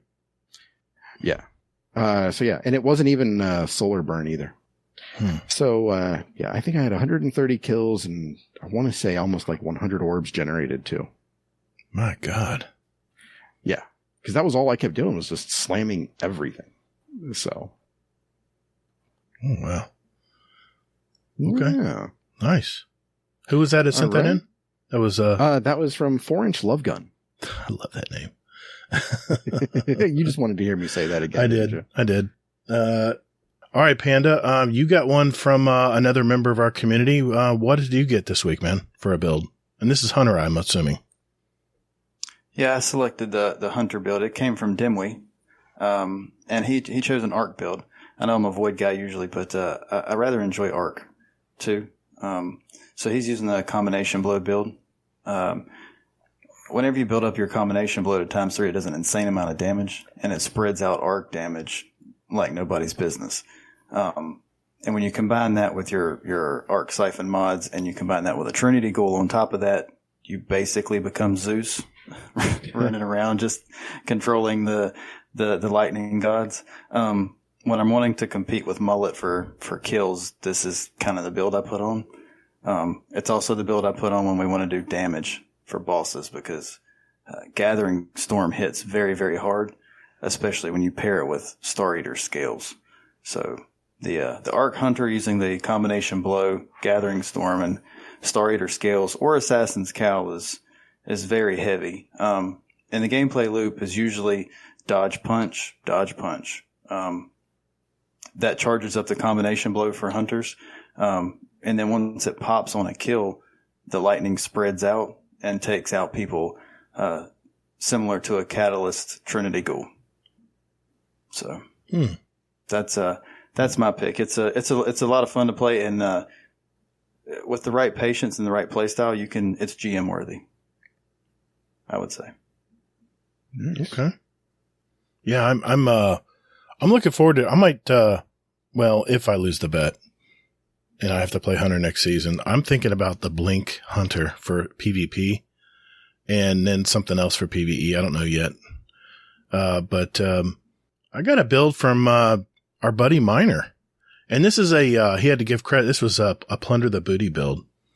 And, he was nice enough to send me the build sheet on this. It is using Strand. It is a Strand Warlock. So you're using your Needle Storm Super, Healing Rift, Burst Glide, your Arcane Needle, but Shackle Grenades. The aspects were Weaver's Call and Mindspun Invocation, which is the only two you can use. But the fragments he used was Thread of Mind. Defeating suspended targets grants class ability energy. Thread of Continuity. Suspend, unravel, and sever effects applied to targets have increased duration. Thread of Warding. Picking up an Orb of Power grants Woven Mail. That's important to this build. And then finally, Threat of Generation. Dealing damage generates more grenade energy. Now, what he paired this with, this is a little different than the one I have for my GMs, but he uses Nezarec Sin here, which void damage, kills, increase ability, energy, recharge rate, and boy, does it. What this basically does is it provides, because you're using Nezarec Sin, he's using Osteostriga too as your kinetic weapon, and void, any kind of void special and void heavy. Emphasis on void weapons here. But what it's basically doing is it's creating Woven Mail with that void overshield.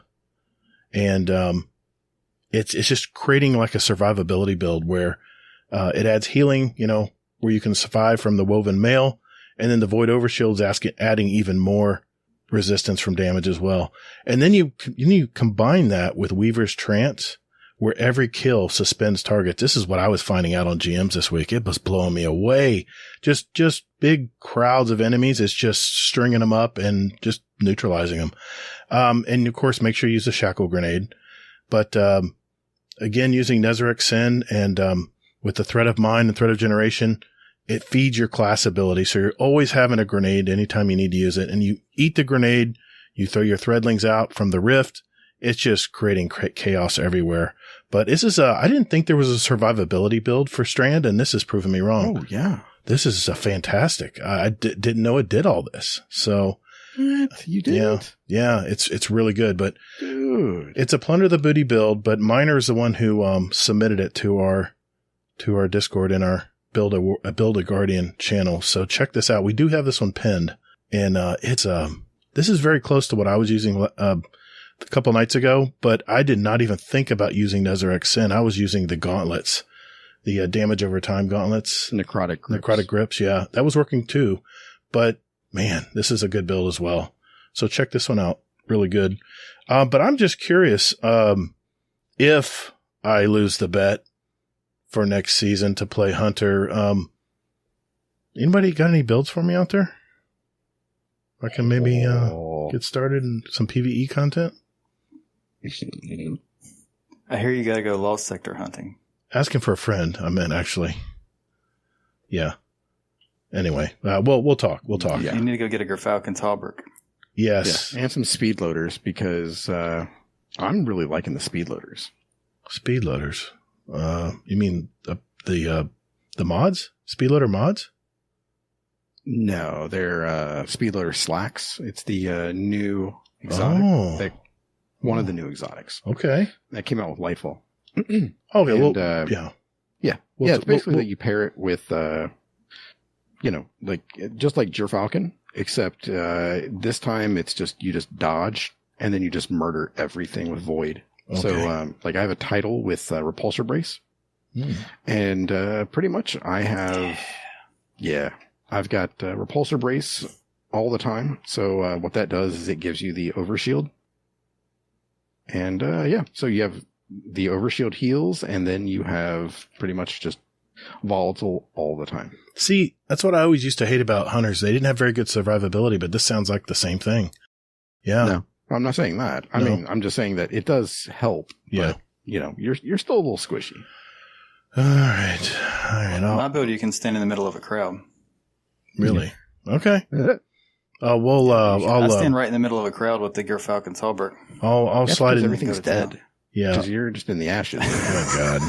Well, I'll have to slide into your DMs and talk to you later about that one. Yeah, you don't need to worry about, survivability when everything is dead. That's true. That's right.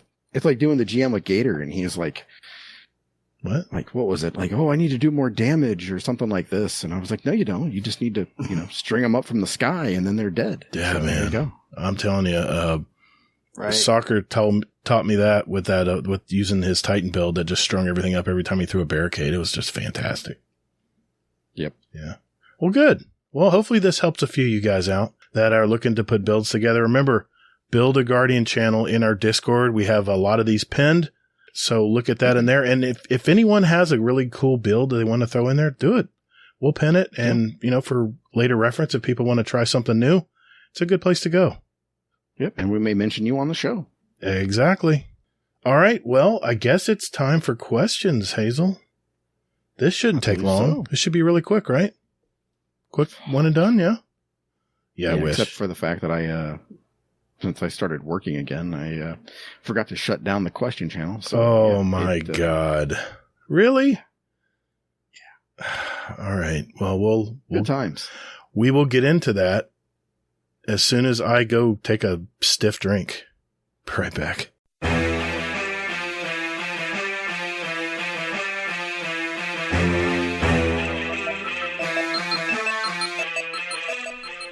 Hey Guardians, would you like to send a question for the show to us? There's 4 ways to do it. Join our Discord server. There's a link in our show notes. We have all kinds of Guardians here, from new lights to the dedicated hardcore gamers, and you can just lurk and hang out or jump right in and talk with us. It's up to you. There's also a channel labeled Podcast Questions where you can type in your question for the show.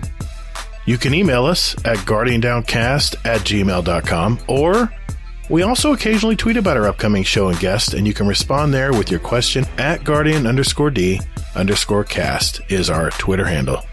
Finally, you can send us a voicemail with your questions at speakpipe.com/guardiandowncast, and we'll play it live on the show.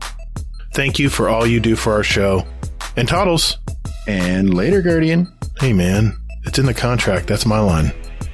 We'll see about that. Laz? Oh, no, not Laz again. Our podcast returning? Really? You're going there? Damn right, man. I pay him just as much as you do. That does sound weird, though. We're both paying him. Yeah, what the hell? He's double dipping, man.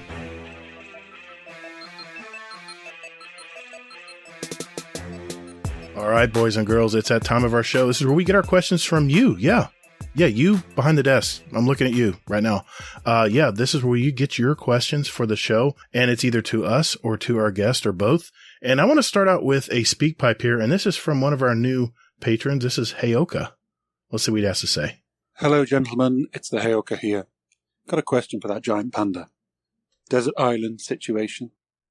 Can take one book, one movie, one weapon. What are you taking, mate? Oh, good question.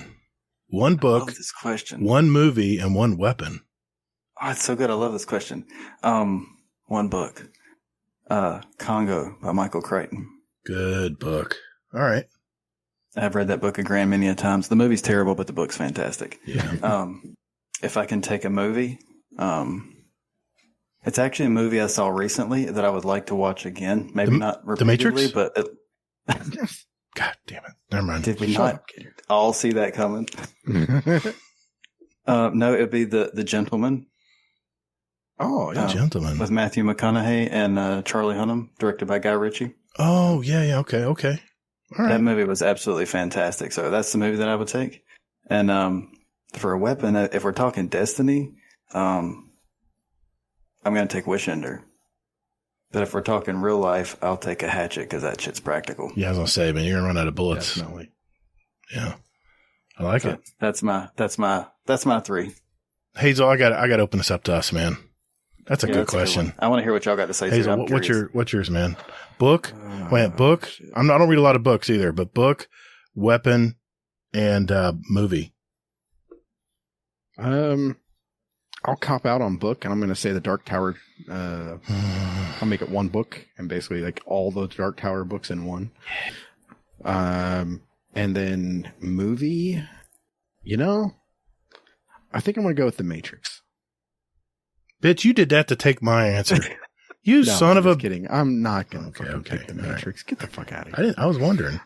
You're going to take Revolutions, right? Yeah, that one. No, Resurrections. That's it. Yeah. Because, I want to like murder myself. And oh God, let's don't relive that moment. I don't want to do it. That's a past show. You'll have to go back and find it, guys. Ask our community. I know when it is. So if you want to hear some fireworks, there you go. Oh boy, that was fireworks. Just hit me up and I'll let you know. Nate Fu knows. Yeah, he does. Yes, he does. Movie. Oh my God, man. Oh shit, I can't think of a movie. I guess I'll just go with The Crow. That's a solid choice, though. Yeah. I mean, now I'm like thinking of like Alex Proyas, and I'm like, The Crow or maybe Dark City. Probably Dark City. I'll go with Dark City. Dark City. Okay. And then a weapon. Yeah, I gotta go with hatchet. I mean, knife, something like that. So. Book would be The Hobbit, the whole Hobbit series. That'd keep me busy. Since you were able to take a series of book, I'll take mine. As far as a movie, I mean, come on, man. All right. Yeah, it's got to be The Matrix, man. And if I was going to pick a weapon, it would have to be a small hatchet. One I can throw and I can also easily, cut anything. Because, I'm on a desert island, so. Good question, Hayoka. I like that question, man. That was a good Well done, sir. Points awarded. All right. Let's jump in the Discord, Hazel. I'm going to put on my noise-canceling headphones. Go ahead. All right. That's a curious statement. Okay. Okay. Question from Chocolate Fingers Hades. Question for the Spire boss. Who's the best mod? That's bait. That is bait. Don't take it, man. That's bait. Hey, if anybody times you out, I'll untime you out, so it's okay. I love all of my mods equally. Bullshit. I don't even love okay, our mods let me walk equally. that. Okay, I have a fair answer. I love all of my hunter mods equally. Oh. Yeah, I'll stand my ground there. I'll die on that hill. Wow. Mr. Monkey doesn't like you, man. Oh, Monkey loves me to death. Yeah, but he's a warlock. Yeah. I mean, there's at least one that I like a lot and hang out with. It's all right, Mr. Monkey. Warlocks stick together, buddy. He's the one warlock that'll like go do things with me. You raid with me, but he's going up the spire with me. Okay. He's not scared of the Spire. I didn't say I was scared. Just it's time. I understand. No, I like the whole mod team is really good. Y'all picked some really, really solid people to be part of the mod team, so they all do a great job. But Danger and I are fairly close, and Hades was the first one to be the most welcoming. But to Mr. Prime's credit, he is the one that gave me the very first GDC sheriff tag way back when. Oh yeah, that's right. So shout out to Rodimus. That's awesome. Good deal. Okay, so question from Chocolate Chip Croaky. Okay. Question for the reason I can't sleep at night. Okay. Is there a planet that you'd like to visit that hasn't been done yet in Destiny's lore? Hazel and Gator can answer as well. I feel riding a sparrow on a ring of Saturn would be pretty cool. Yeah, Saturn would probably have been my response as well, for that very reason, just from an aesthetic perspective. Nice. Gator? Yeah, man, I'm trying to think. It'd probably be a moon.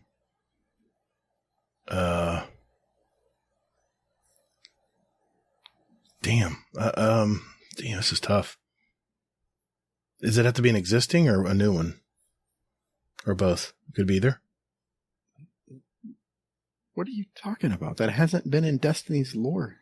Or hasn't been done yet in Destiny's lore. Let me think a sec. Go ahead and go. See, I mean, I want to go to a place that has been in Destiny's lore, actually, that we haven't seen. So I'm going to kind of cop out. I mean, I do think that riding on the Rings of Saturn would be an awesome, sparrow racing event. Yeah, I go.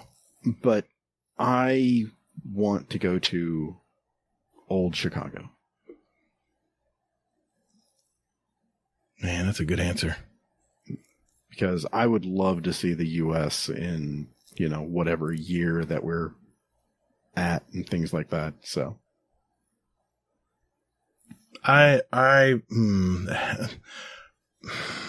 See, Venus is my all-time favorite. I really want to go back to the Braytech facility. The school. What was the school called? It wasn't Braytech. Was it Braytech Academy? Ishtar Academy. Yeah, I really want to go back there. I really hope they do. Because we kind of did in Lightfall. Did we? When did we go there? At the end. Okay, I guess. I want more. I want more of that. Man, I can remember so many good PvE fights in that academy. This fucking guy. I'm sorry. I'm sticking with that. Okay, let's keep going. I'm watching the clock. All right. That was only 2 questions. I know. Okay. Here we go. From Tagalong's Waffle. Question for Kung Fu Panda. If you had to get rid of one exotic from your collection, what would it be? Also, what exotic would you like to add? I would get rid of Queensbreaker. Oof. Because so on Thursday nights when we do dungeon runs, when we get to the final boss of the Spire, I typically let the guest pick my DPS option.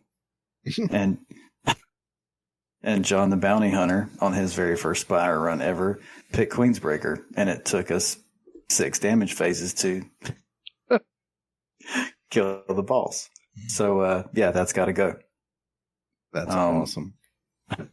And if I want to add, I don't want an exotic I can add. I want to add the always on time. I don't want to have to get all my spoils for it. Just give it to me. I want the Sparrow.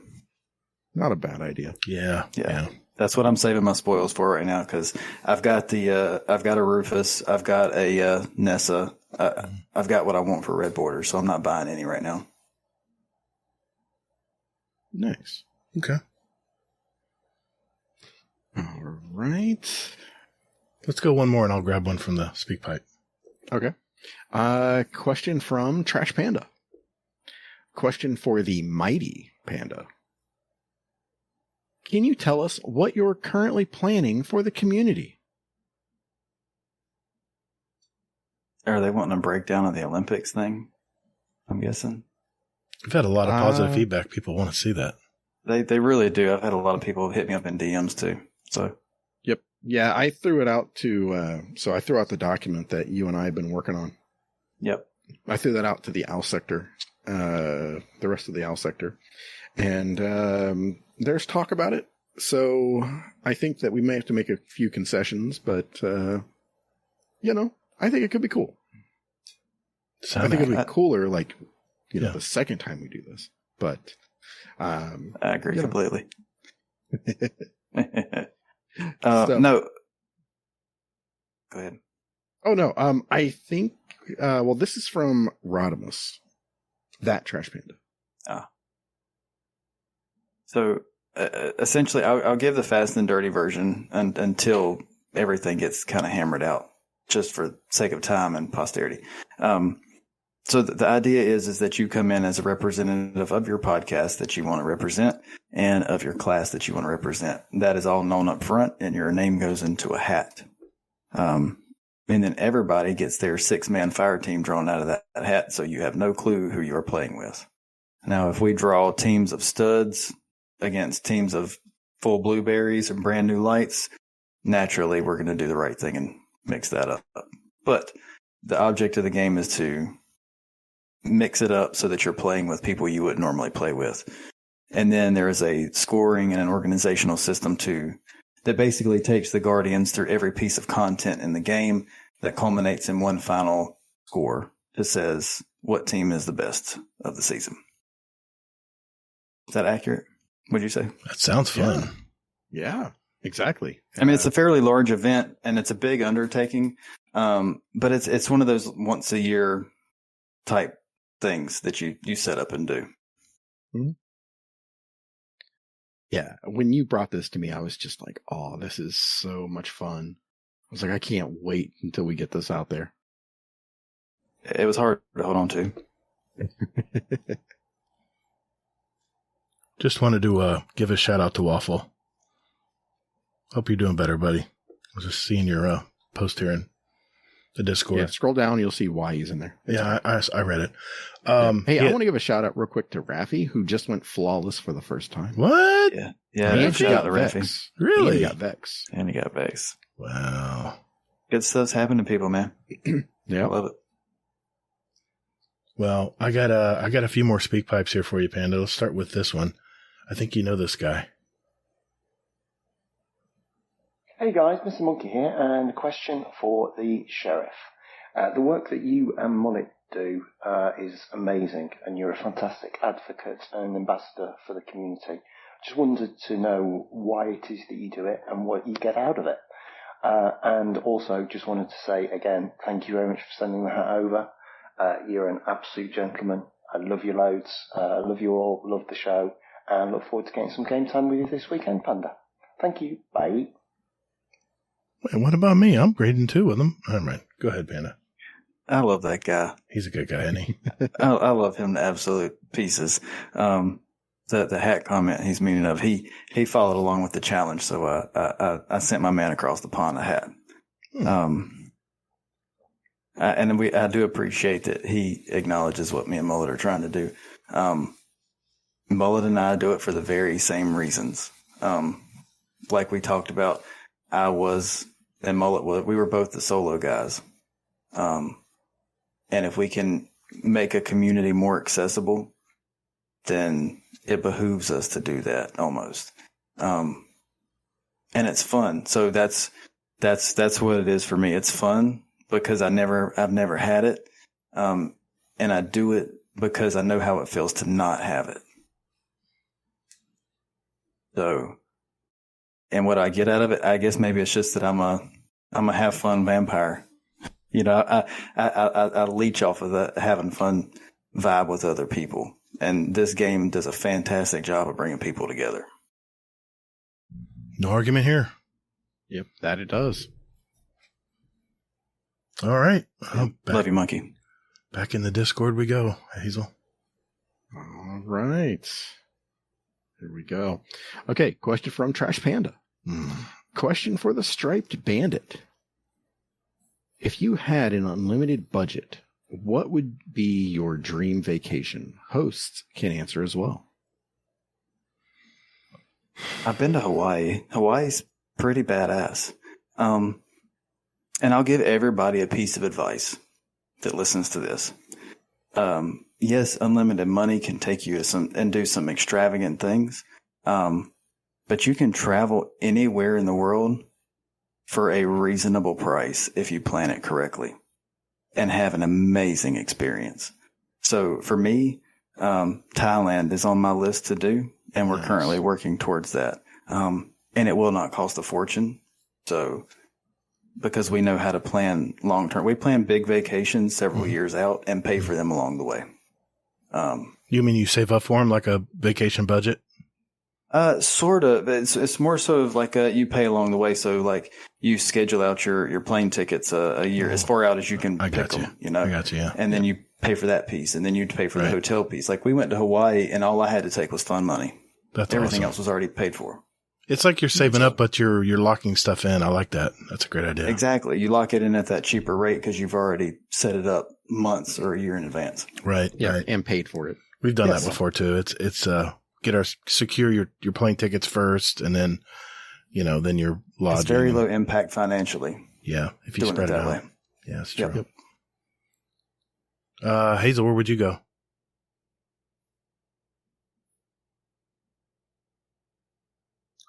I'd say probably Japan. That's a great place. I went to England, just London and surrounding areas, White Cliffs of Dover and a few places down south, and it was not enough time. I love the culture in England, and I've always wanted to do a European cruise. I would take a cruise, and I would start in the United Kingdom, and then work my way into France, Belgium, Germany, and just take it all in. That would be so much fun. Maybe on my to-do list before I pass. We'll just have to see, I guess. Yeah, Europe is fascinating to me. All the different cultures, all in one place. It's really cool. Okay. What else we got there? Nice. I could really see. I could really see you two bucket list style going.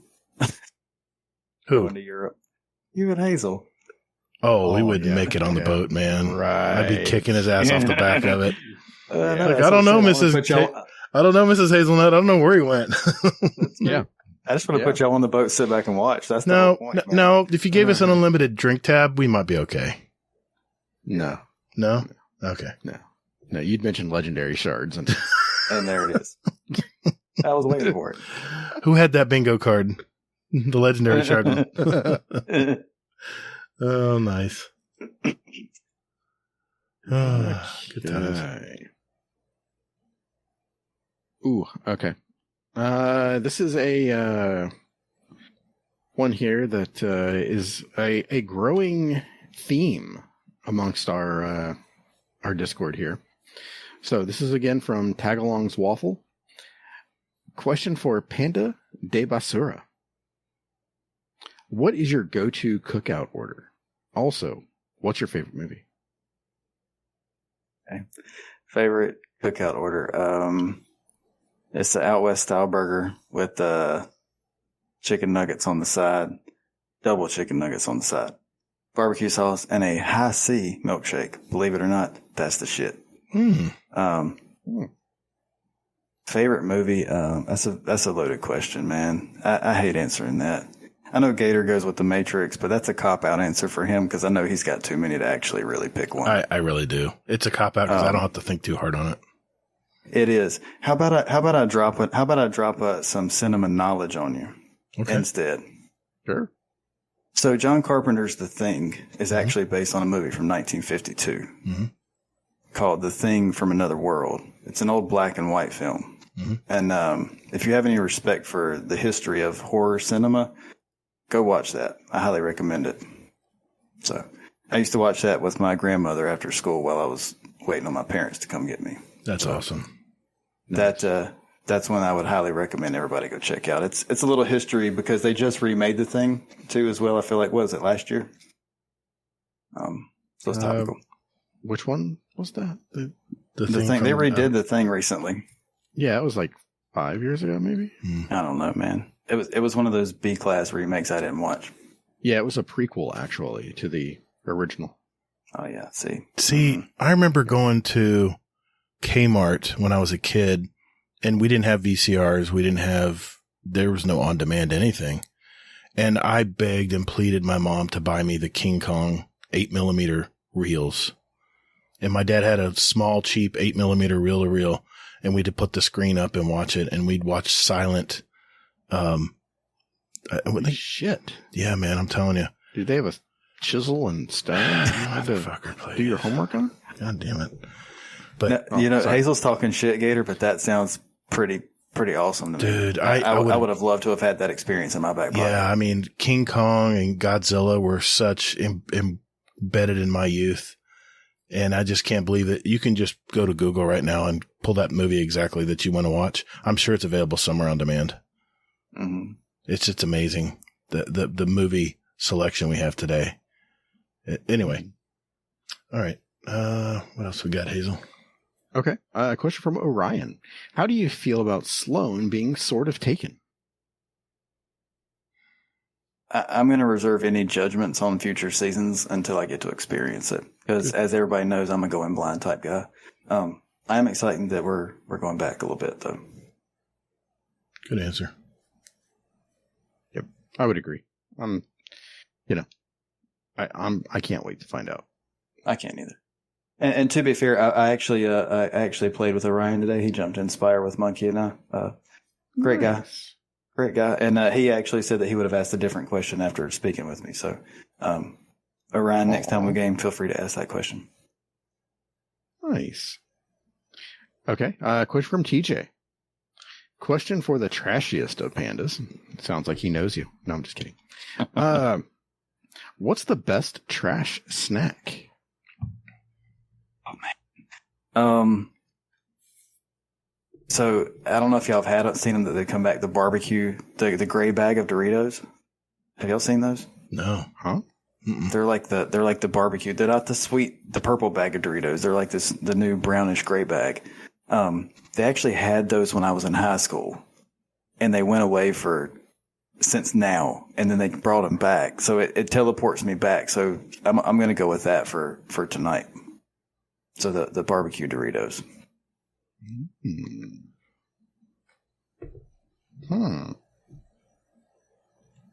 Look them up, find them, have them mailed to you. You won't be disappointed. Interesting. Yeah, I can't have chips in the house. My wife just goes crazy for chips. It's either that or I used to manufacture and sell beef jerky myself. Mm-hmm. That's another fun fact people might not know. There you go. And so I absolutely love beef jerky. Like, I keep it constantly around me. It's good. Low carb, too. It's a good snack during the day, too. Gives you a nice protein kick. Mm-hmm. Okay. Yeah, I've got my daughter on it, too. So, feels good to have that happen. That's right. Okay.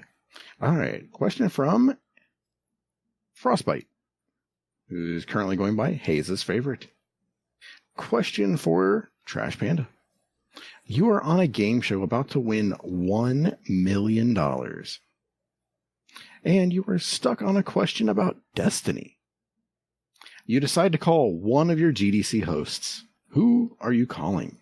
Hazel or Gator? Bonus point if you also pick a mod.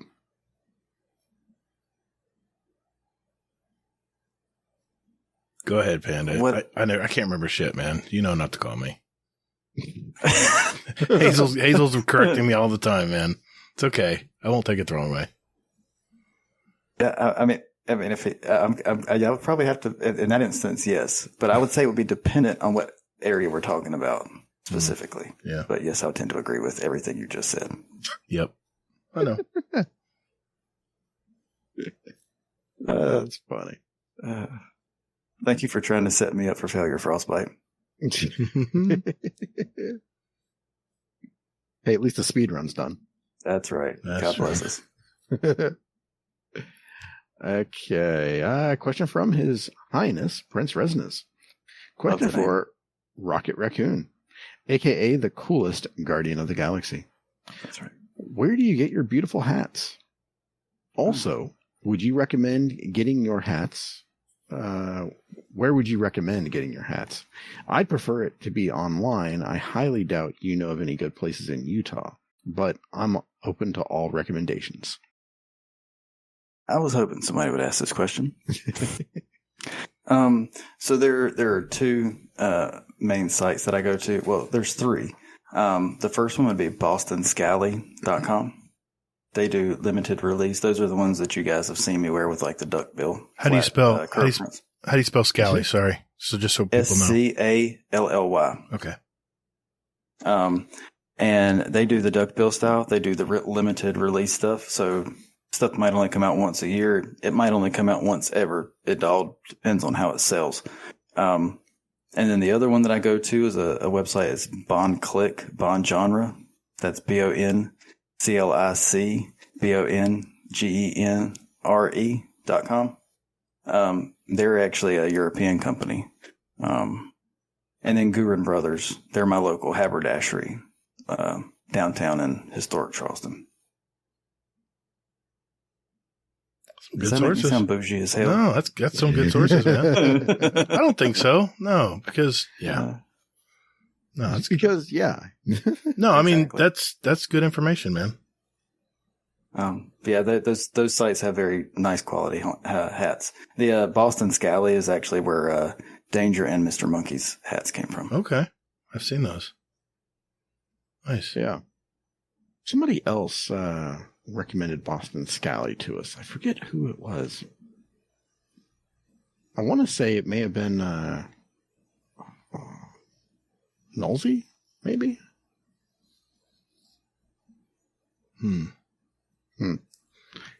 I don't know, man. Been a while since you've been on. Remember. I've always liked their hats. That's where everybody started asking me that they didn't understand that hats had names. Or maybe that was you that asked me, Hazel. I think so.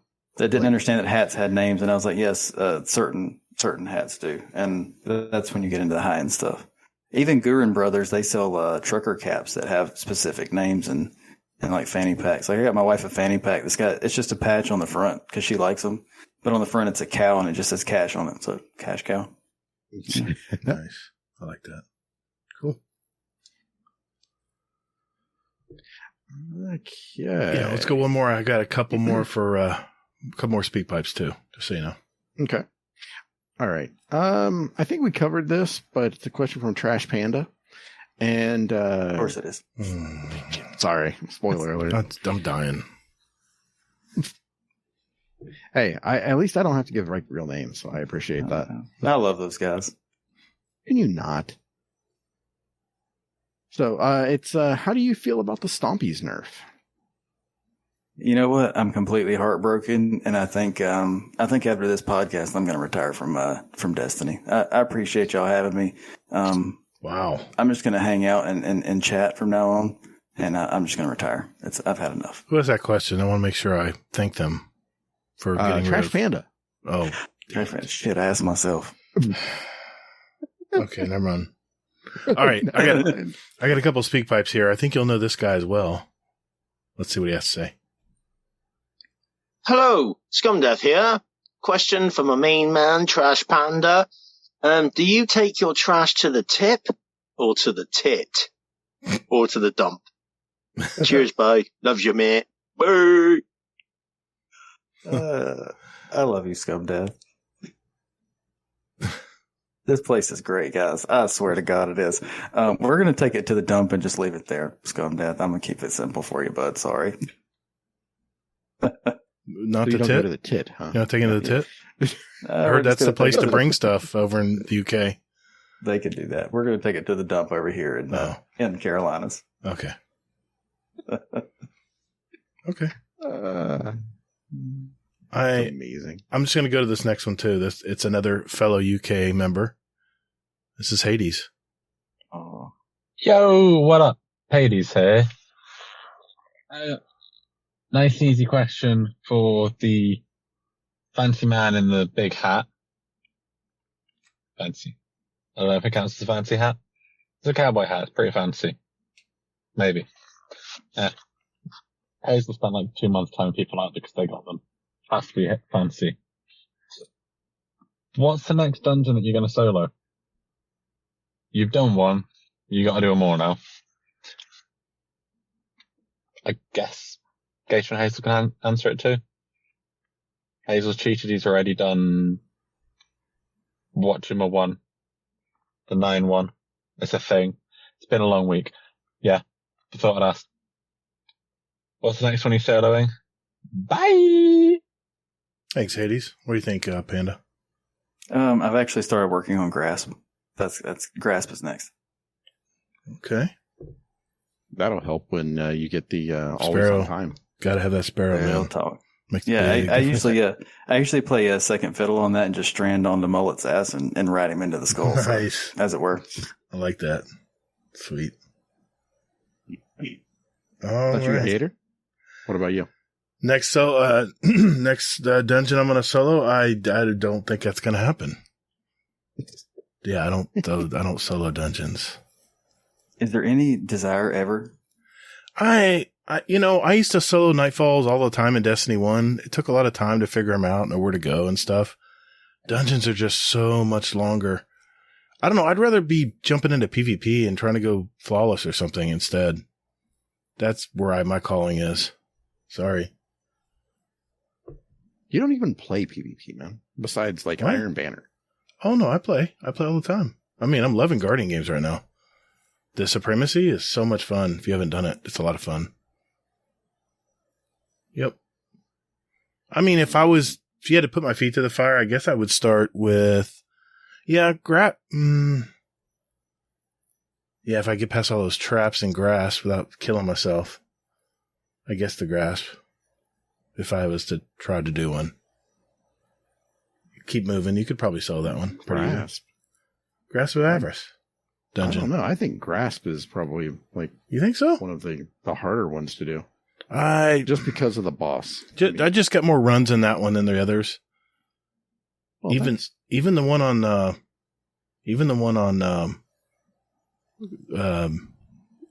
Dreaming City. I haven't done that one as much as I'd like to.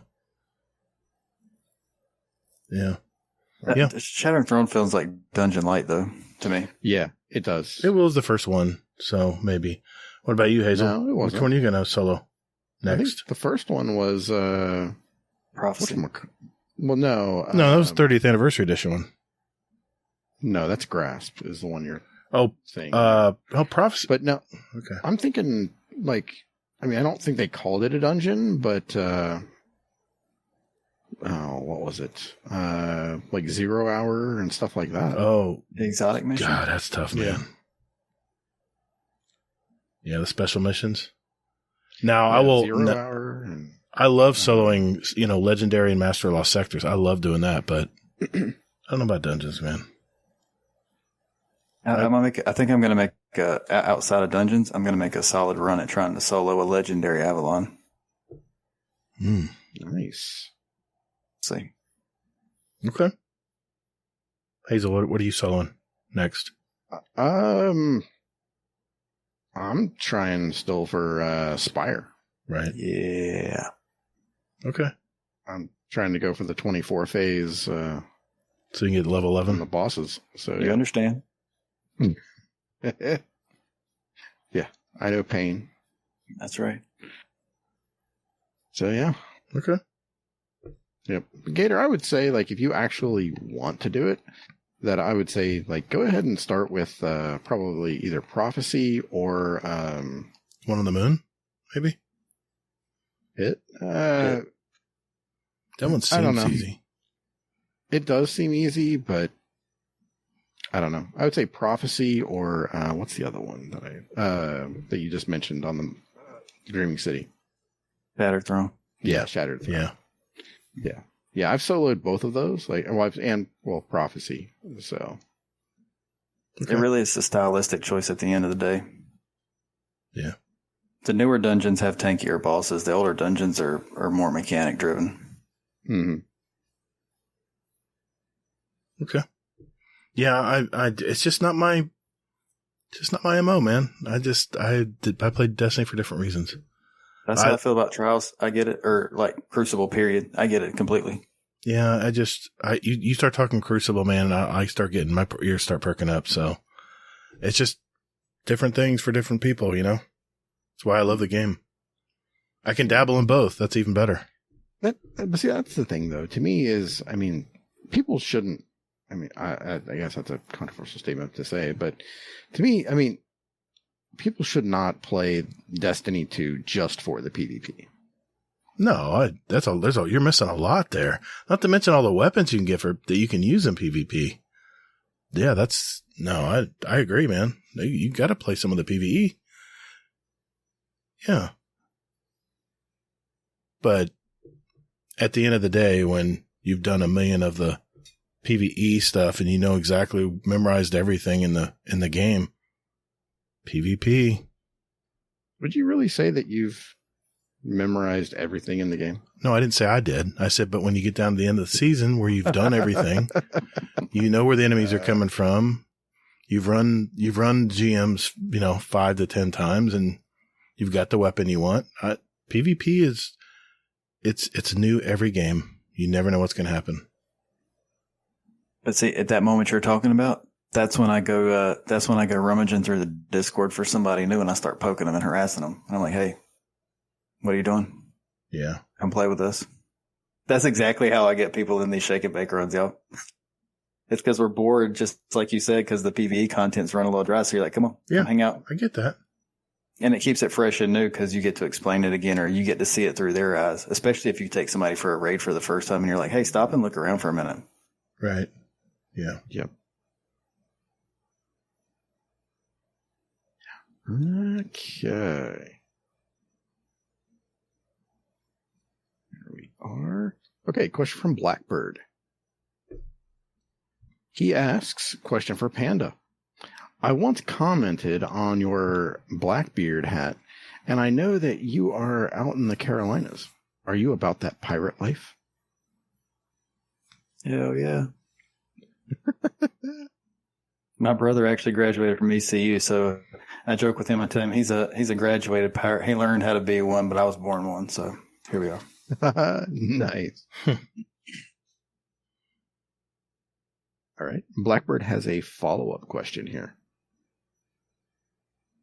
Question for Panda. What is it that draws you to playing Hunter?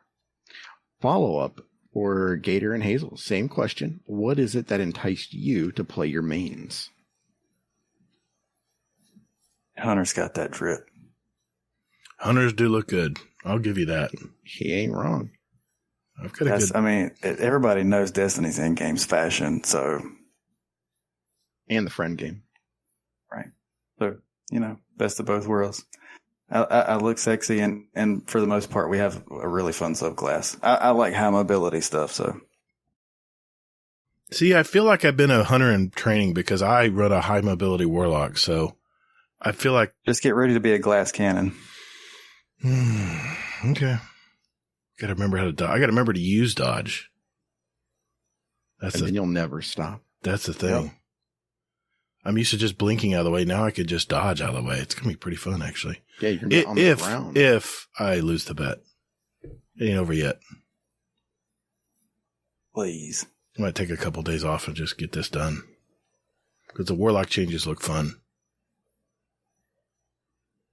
They look all right, but... but think about all the buffs that hunters are getting, though. That's the thing. Hunters are going to be strong next season. That's for sure. Yep.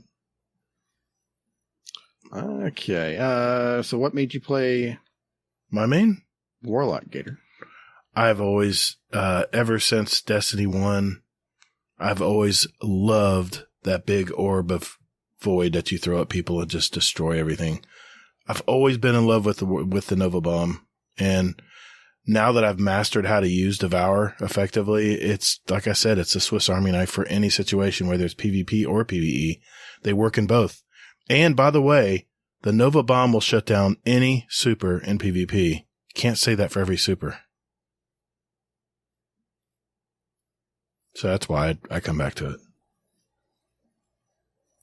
And of course I look like, Neo with my leather coat with all the guns inside. God, I'm beginning to fucking hate your Matrix. I was waiting for you to mute your mic. Oh, sorry. Did I forget to do that? Son of a bitch. All right, Hazel. Why do you go back to yours main? What is that main again? I keep forgetting. It's the Tunter. Exactly what I mean. Yep. Hunter. Yeah. Closet Titan. No, I'm not a Closet Titan. I'm a Closet Hunter to a degree. Hey, I got it. It was like 47% to 53%. Did you guys see mine? You remember mine? Wasn't it like 89%? Worse. 93. It was worse. It was like 95% and like 3% Titan and 2% Hunter. It was pretty lopsided. Mine said 100. No, I wasn't quite at 100. I was damn close on Warlock. Yeah. All right, let's keep going. Watching that clock. Well, anyway, mine is Hunter, but I would say it's probably the Titan is my main just because I like punching stuff. It's so awesome. Yeah. It's addictive. Yeah. Sometimes you just got to punch something. Mm-hmm. You do that on Hunter, too. Well, yes. It's fun, too. Okay. Puck D has a question here. Question for the Panda. Lots of updates coming with Hunter next season. What are you most excited for? For me, it's extra gunpowder gamble fragments, fragment slots, and the reduced cooldown for the big boom. Can't wait to use gunpowder gamble again and have it not just be a meme build. Speaking to my heart. That was that was going to be exactly what I said. Because I have often said, and that may be where he picked it up from, but I have often said that gunpowder gamble is a meme aspect. Me and Hades have gone round and round about that because he just loves it. But in high-end content, it is absolutely useless. So for it to be getting a fragment slot and a bit of a buff, yeah, that's pretty sexy. The other side of that alternative, I would say, would be the grapple recharge rate dropping down to 0.2 seconds is fantastic. Yeah, that was big last week. Mm-hmm. Yep, that's going to be awesome. All right, Gator. Yeah, I've got a question here from Nitro TJ. I think he had a question for Panda as well in here. Let's see what he has to say. Hey guys, TJ here. Recently I've come to the asking of a lot of people that I usually play with on a normal basis, if you had to choose 2 weapons that you would bring into the Destiny universe, like I'm talking real life weapons that you had to bring into the Destiny universe, which 2 would it be?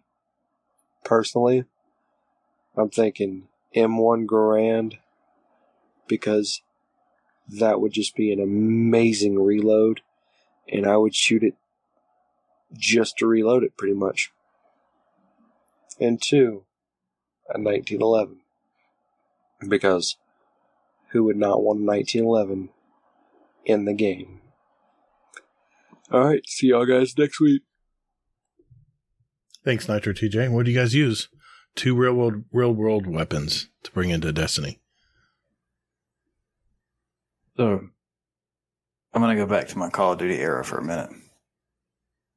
In Call of Duty, was it Modern Warfare 2 or Modern Warfare 3? They let you carry akimbo submachine guns around? Yes. Yeah. Tech 9s, I think, or... No. I mean, they're full-on submachine guns. I want to run around with dual P90s. Oh, UMP 45s. You could run those dual, too. Oh, those are deadly. Yeah. So I would pick dual P90s as my 2 weapons. Oh, you're speaking to my heart, man. I use P90s even in Battlefield. They're so fun. 50-round magazines per hand. Forever. Let's go, bud. Forever you could fire that thing. That's right. That's my choice, TJ. Damn, I didn't think of that. I forgot all about that. Hazel, what would you bring in, man? My answer is, I'm kind of pissed off, but yeah, the M1 Garand. I think that would be a glorious weapon. Reminds me of the one sniper rifle that they had in the game that everyone like either loved or hated. Where it was the one where you could like had the iron sight, yeah, and then you could fire it in D1, and if you got a kill, it was like you heard that bing. It's Nips's favorite gun. No Land Beyond. That's my answer. No Land Beyond. Okay. That's kind of like an M1 Grand, right? Yeah, it is. Except it's not the type you push into the top. This one had the clip at the bottom. Mm-hmm. But the exotic perk was increased precision damage. Oof. Kills briefly increase damage against the next target as well. So, yeah. I used to hate getting killed by that damn thing. Oh, I loved getting kills with this thing. It just made me feel so good. Made me feel like really good about my life. Iron sight sniper rifles are just fun to use. I know I used them in Battlefield a lot. They were just having that low zoom was really nice. That's the best way to use them. What's your other weapon, Hazel? I'd say the axe. Oh, yeah, that's right. Okay. Yeah, I mean, I come from two different shooters who use realistic weapons. Everyone knows I'm the AN-92 guy, so you know I'm bringing the 2-shot. M16 was my favorite pulse rifle in Call of Duty, so I'd have to say those two. I'm a pulse rifle guy. It's all about accuracy and hard-hitting shots, so yeah, that'd be it for me. Thanks, TJ. All right. We're getting up there. So make sure we... Okay. Well, I didn't ask all of the questions. I know. But let's make sure everybody gets covered. Yeah, I've got 4 left here from other people. Gotcha. So, Raffy asks, Goop Troop Raid, 1 spot left. Who you using? All right, this is going to be my final answer on that subject. Raph's a bitch. There you go, Raph. He's not wrong. Question asked, question answered. Boom. Okay. That's all right. Leave it there. Leave it there. So you're not gonna, Yeah. You're not going to pick Raph then. I'm just kidding. I think he's just upset that he asked that question That's again. Bait. That's bait. Yeah. I kind of like doing that. It's fun. Yeah, I understand. Okay. Question from Redeem. Nice. What is the number one gameplay / cosmetic currency, in your opinion, that they should bring back from D1? Personally, I think the option to add chroma, the glows, to certain weapons and armor from the House of Wolves days were pretty dope and should make a comeback in some degree. That's a good idea. I'm going to let y'all answer. I'm a Forsaken baby, so I'll let y'all answer that one. It has to be, is this an ornament or is you said a currency? I'm trying to clarify on that. Yeah, a number one gameplay / cosmetic currency.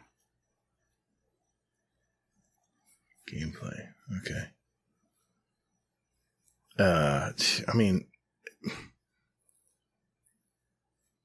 all right. I'm going to say, the blue vapor head when you completed, a Nightfall for the week, the highest level one. Cause I don't like the crown. I just don't like the crown. Sorry, I don't. I like the vapors coming off your head. That would be, it's considered a currency because you have to do something to get it. So that'd be my answer. Okay. Sure. I think the chromas are a great call out. I'm not going to pick that though, just because I don't want to duplicate that answer.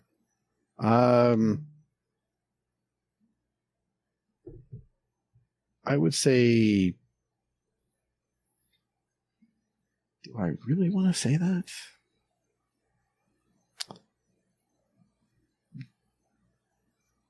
Legendary shards? Bingo.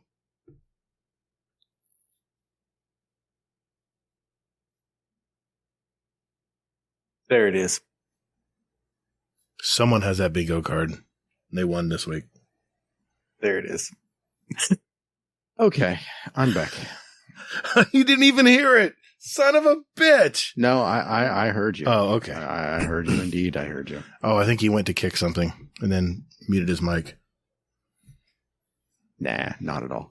Mm-hmm. But my answer, I'm just ashamed that Gator didn't say this though. Heavy ammo synths. Man, that is a good answer.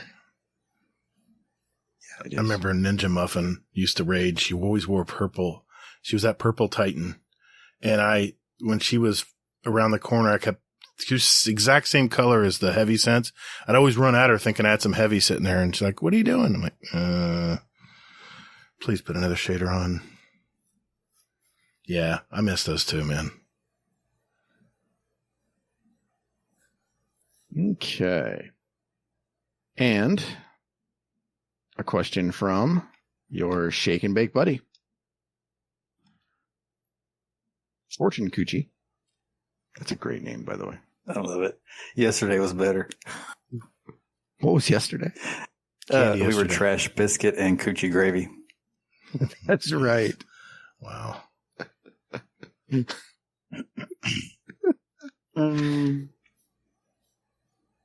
Okay. A quick question for the Raccoon Man.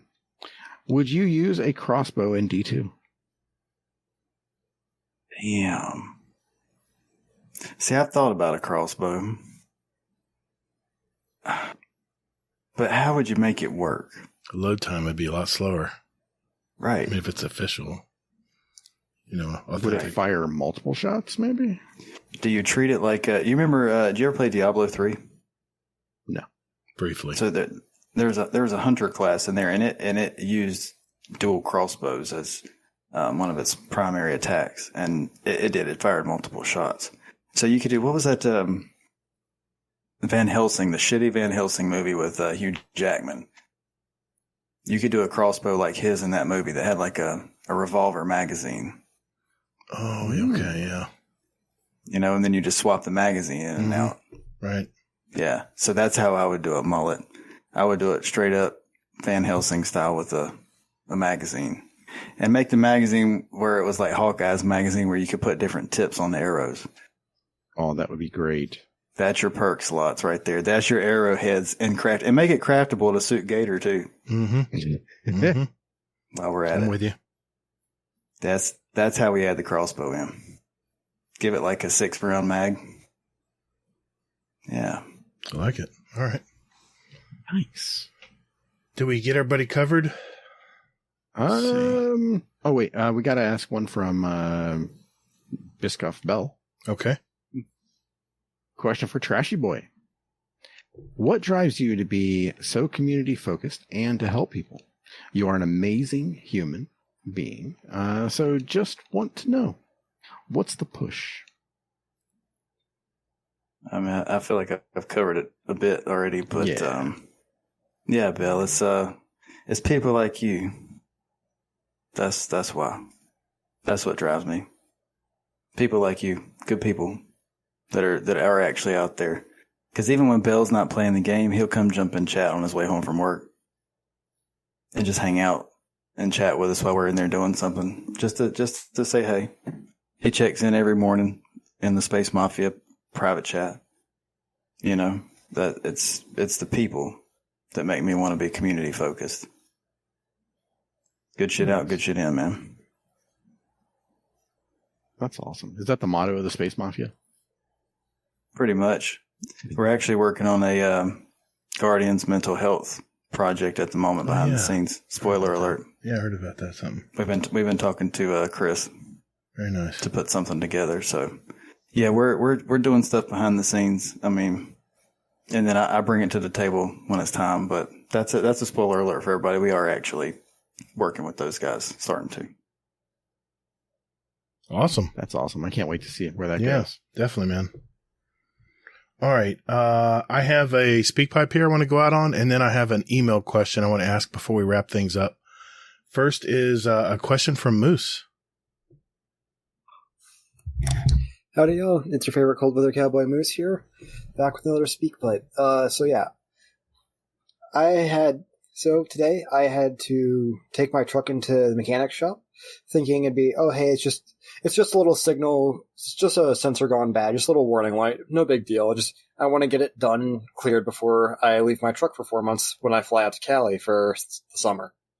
Turns out, it's going to be $700 in brake maintenance, And then I'm choosing not to pay the additional $1,200 in power steering maintenance and repairs. So yeah, that's been a great start to my Monday. So I guess the question for the show is, when was the last time you went to have something like minor checked up on it? It turned out to be something a lot larger than you were expecting to deal with and or wanted to deal with. So yeah, deuces. Thanks, Moose. Panda, we'll start with you, man. I went in for an oil change and a rotation, and ended up spending $1,200 in tires, brakes, rotation, oil change. Yeah, I mean, to be fair, it needed it, but yeah, that's one that hit me out of the blue. So a $120 day turned into a $1,200 day real fast. Wow, yeah, that stings. Hazel, you got one? Not really. I mean, and that's mainly just because I know, like, when shit's bad, so I just go like, all right, I just know that this one's going to be an expensive trip. So no surprises, yeah. Yeah. I mean, my God, I've talked about my work truck. I'm too cheap to buy a new one. It's been paid for a while now, and it's getting to the point where I'm starting to think twice about doing any more repairs on it. But I brought mine in because it was having a hard time starting, and ended up needing 8 new fuel injectors, sleeves, and a new fuel injector control module that was several $1,000s later. Anything for a diesel is just quadruple the price. So yeah, I've had that happen a lot this year and end of last year. So it's new trucks are just so crazy expensive, but I'm starting to think that having a brand new truck is just so much less hassle and just pay the payment. But I'm still hard headed about it. So, all right, we had you. What's that? I said, not you. You're not hard headed about what? I know, man. I know. We never disagree with anything. We're always very amicable. And this is just one thing where Wrong. No, I was going with it. Got a question from a new member here. His name is Okatsu. He says, I've recently discovered the GDC on Spotify and I'm loving it. Destiny is one of my favorite games, and for the past 12 weeks, have been listening to you and Hazel while playing. You guys are funny as hell. I'm one of the younger listeners. My age of, I'm 13 years old. I started playing back in season of The Chosen. I wish I knew this game back in year 1 when I was old enough to play. Sadly, I don't have Discord, but I hope you know I am one of you. And you guys, as you guys mentioned in episode, wow, he went all the way to episode 1, I believe, is you don't need to be in a clan or be active with us to be part of our community. And that is true. I'm a Stasis Hunter main, and my weapons that are main are Dead Man's Tell and Fellwinners. And for power, it's currently Sub-Zero Salvo. I remember that one. A few questions for the show. Salvo, yeah. Yeah. A few questions for the show. How did you keep going the grind? In other words, how did you keep grinding? I had to take years long break because I just couldn't. I commend you guys for that. We'll start with that one. What keeps us grinding the game? I mean, I'll open this up to you, Panda, too. I mean, even though you're a Forsaken child, I mean, what keeps you going on the grind? Before I answer the question, what was their name again? Okatsu. OKKOTSU. Okatsu. My Bungie ID is TrashPanda, #0271. Send me an invite. We know you're out there. So send me an invite so I got you on my friends list so we can pick you up and you can hang out with us. Even if you don't have Discord, send it to me, okay? There you go. And what I just said is what keeps me going. Yeah, that makes sense, yeah. What keeps you going on the grind, Hazel? I mean, you took a season off one time, but you pretty much been long at it, man. Yeah. For me, it's the new focus on story for Bungie. Yeah. I'm PvE focused, so with them putting focus on PvE, it's like, well, hell, okay, awesome. It's just,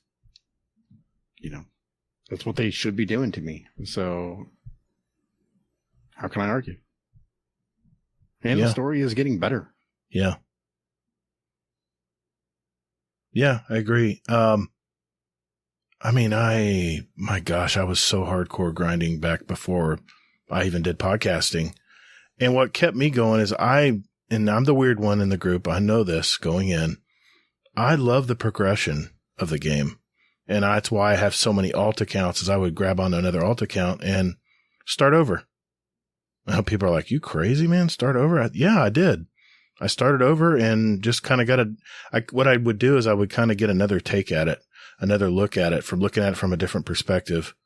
And I did that for years and years. I got friends to verify that. So his next question was, what are the best open world weapons to use? I only have Beyond Light, so I don't have a lot to do. Best open world weapons to use. What do you think, Panda? I'm going to have to go into Dim and see what's in that. What's limited to just the Beyond Light pool. Yeah, that's true. I mean, that's a fairly restricted pool. That is. I think Wither Horde was in there. I mean, you can get it from Monument of Lost Light, too. If you grind for the materials. Okay, so now you can get a fair amount of good stuff looking here. You can get the Lament. Ooh, the Lament's fun to use. The sword, yep. Yep. I actually use that on Golgarath when I'm working on soloing it. That's my current DPS strategy. Mm-hmm. You can get Athrases from it, Bacchus. Yeah, there's a lot of good stuff you can get in there. Yep, so keep playing it, man. I would say whatever fits your play style best. Have fun. Don't. People oftentimes will overthink what things they need to use. It's whatever you have fun with. Yeah. You don't really need to worry about specific weapons and running a specific and playing a specific way until you're playing something really, truly, truly hard, like a Grandmaster or a Master event. Beyond that, use what you're comfortable with, because that's where you're going to have the most fun and the most success. Yeah. I mean, Hazel, I kind of think he answered that for us, didn't he? Or do you have another answer? Yeah, I mean, it all depends on play style. I mean, I want to answer, but at the same time, it's like, well, I mean, I don't want to say something and have them go like, oh, well, I don't use that or something like that. So I would just say, look at your play style and then see what way fits more for you. So like, if you like hand cannons, then look for that. If you don't like those, then that's easy. That's what I said today in Discord to Moira, is that, if you're, like we're talking about god rolls, and that god rolls are different for everyone. Mm-hmm. It's not like just like what Fallout says is like, the god roll and that's it. It's, it's whatever it feels good to you. Yeah, that's the great thing about Destiny. There's so many cool weapons to use. So, yeah, I mean, I'm kind of along that same vein. Grab a weapon, try it out. If it's not something you like using, then just discard it and get another weapon. Get something else and try. But you got a lot of options still. You really do. Even the free-to-play model, you have a lot of options and weapons. So, yeah. He has one more question here, and I'll just ask it. It's, when do you plan on quitting Destiny? I know you guys will probably say, I don't know, or never. It's an amazing game, but try to answer. I don't think we've ever had that question. What do you think, Panda? You ever quit in Destiny? It's really hard to see that, because I've just found the most fun I've had with the game. And I'm this deep in and I'm having the most fun I've ever had. So that question does not compute right now. Yeah, it makes sense. At all. Yeah. I mean, I'll pose the question to you, Hazel. I know we run a podcast about Destiny, but what do you think? I mean, I could see like a lot of people jumping off once the Light and Dark saga is over. Mm-hmm. I mean, I could easily see that. I think it's like I've always said. I mean, I don't think any of these Destiny killers are actually going to kill Destiny. I think the only thing that can kill Destiny is Destiny. It's Bungie. Yeah. I mean, they do like too many more nerfs, like the Stompies nerf. And I mean, I think the game's going to die. Oh, that's right. Yeah. When do I stop? I already did. Sorry. Yeah, he That's right, I retired. forgot. He already I've mentioned already that. quit. Yeah, he Shit. said that earlier. Yeah. I'm sorry, Dimly. We love you. We do. And We I'm love just you, making Dimly. jokes. I'm just making jokes. Yeah. Pure and simply. Mm-hmm.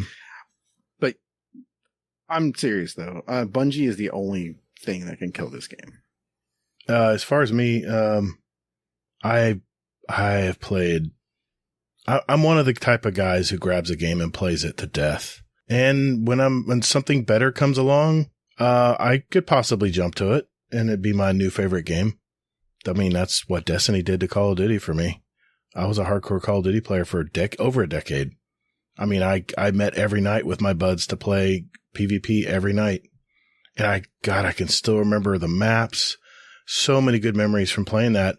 And I mean, I can't say never because, I mean, there could be another game that comes out. I mean, I'm just being honest here, but I mean, I just play Destiny. I mean, look at Redfall. Look at the new Jedi. It wasn't even halfway ported correctly to PC players. And I've heard that it's tough on consoles too. It's hard to make video games. And the one thing I will say is Bungie has been, for the most part, has made a great game, and they've got a great system. Their live model, it works very well. And I think a lot of companies are chasing Bungie right now, trying to make what Bungie makes, trying to bring that magic. And I have not seen that yet. So I'll leave it at that. For real? You're going to say that? Yeah. I mean, that Bungie's doing a great job with all the errors and connecting to servers and things like that. Dude, I remember I used to play video games where there were no updates. The game was broken. You just learned to play around it. I'm not saying that's inexcusable for Bungie. Oh, okay. So let's play a live service game that... Well, we're talking two different games. But what I'm saying is Bungie is one company that has always responded to their community. There would be eons of time before the developers for Call of Duty would even say anything to their community. They'd release their game and that was it. And that was years and years ago, yes, before live service became a main thing. But it took forever to patch stuff. We had guns that were broken that everybody knew were broken. So everyone would use the same gun in Call of Duty all the time. And it just got really old and boring. And Bungie has, even though they have their faults and there's bugs, yes, there's error codes and stuff that we encounter. But don't they always seem to work things out eventually? It may not be to the satisfaction or time period that people are saying, but I mean, let's think about it. All the games that have been out for a long time now. Counter-Strike 2's coming out soon. How long did that game last? A long time. There's some games out here that just seem to beat the test of time, and Bungie's one of them, man. Destiny is one of those games that has just defied almost a decade now. So you got to give them their kudos, man. They're doing something right, and I have yet to see a game that gets me excited as much. Yet. See, I'm optimistic as well, but I'm not that optimistic like you are. Well, so yeah. I mean, they are doing good. Yes. I mean, Bungie, and their DLCs, even despite all the, the shitstorm that Lightfall brought and that kind of thing. I mean, I'm still going to pre-order the final shape. Mm-hmm. I mean, Bungie is one of those companies where I'm going to go ahead and pre-order. I'm not scared of the product when it comes out because, it's just, I'm just not scared of it. You give me something from CD PR, I'm going to hold off a little bit. I mean, everything that they've done has pretty much been a little rough at the beginning or a lot rough. So, I mean, you still have to hold Bungie accountable. I didn't say I wasn't. I'm just saying that looking overall at all the shooter games that have ever come out, I don't know many of them that have lasted as long as Destiny has. And that's saying something. The gun feel, the action, the realism of the game. There's a lot of things that just work for me. There hasn't been anything yet that's been able to sway me from it. Never say never, but as of right now, I'm looking forward to next season. I'm looking forward to how they wrap up the Light and Dark saga. And then after that, who knows? But I'm along for the ride as long as Bungie can do it. If they can continue to put out a good game, an entertaining game, a good story, yeah, I'm in it for the long haul. And if it stops being fun, then that's it. I move to something else, but I have yet to get to that point. Yeah, that's it. I'm just being honest. So, all right, Akatsu, thank you for sending that email to us. You can email us, by the way. It's guardiandowncast@gmail.com, by the way, if you want to send us a question via email. I do see those. We don't get very many emails. We usually get speak pipes and submissions in our Discord. So, but thank you to everyone who has sent questions in today for this week's show. And if we didn't get to yours, we still have them in our Discord. All right. Elmer Fudd Games. Take it away, sir. Guardian Downcast. Guardian Downcast. Yeah. Guardian Downcast. This is an intro. Guardian Downcast. Guardian. Not copyright. Guardian Downcast. Thank you, Mr. Fudd. All right, this is the final segment of our show. This is where we pick our song for our award-winning Guardian Downcast show playlist. Just a little sample of what the two of us and our guest here like to listen to, and we invite you to listen to it as well. Just search for Guardian Downcast show playlist on Spotify, and we have the same playlist on Apple Music as well, so check that out. The links will be in our description down below. We now have 1,107 songs representing all of us and all of our past guests. It's the songs we picked ever since we started this show in July of 2019. Call it a time capsule, if you will. All right, I'll start with you, Mr. Panda Man. What'd you pick for tonight, man? Yeah, so I'm a fan of independent artists and independent rappers specifically. So I went with the biggest independent rapper in Tech Nine, and this one was co-done with a dubstep artist named Hush. It's called Noise Baby. Yeah, it's a little wild. Take it to Neo Moon with you. Cool deal, man. I appreciate it. Nice. Hazel, let's move to you. What'd you pick tonight, man? I went with Tyler Barden, Neon Grave. This is a song that actually is dethroned Taylor Swift, at least recently, anyway, in my house. So, yeah, good times.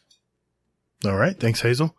The song I chose tonight, I really don't normally listen to this kind of music, but they were on The Masked Singer this week. They were just eliminated, in fact. It's an a cappella group from Arlington, Texas.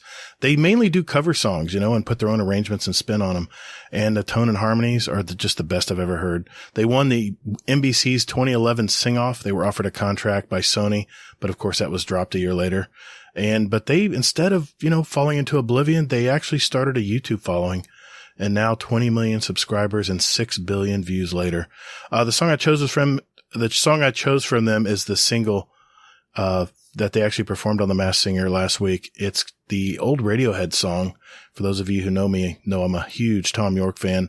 And I chose their single Creep, and the pop group is Pentatonix.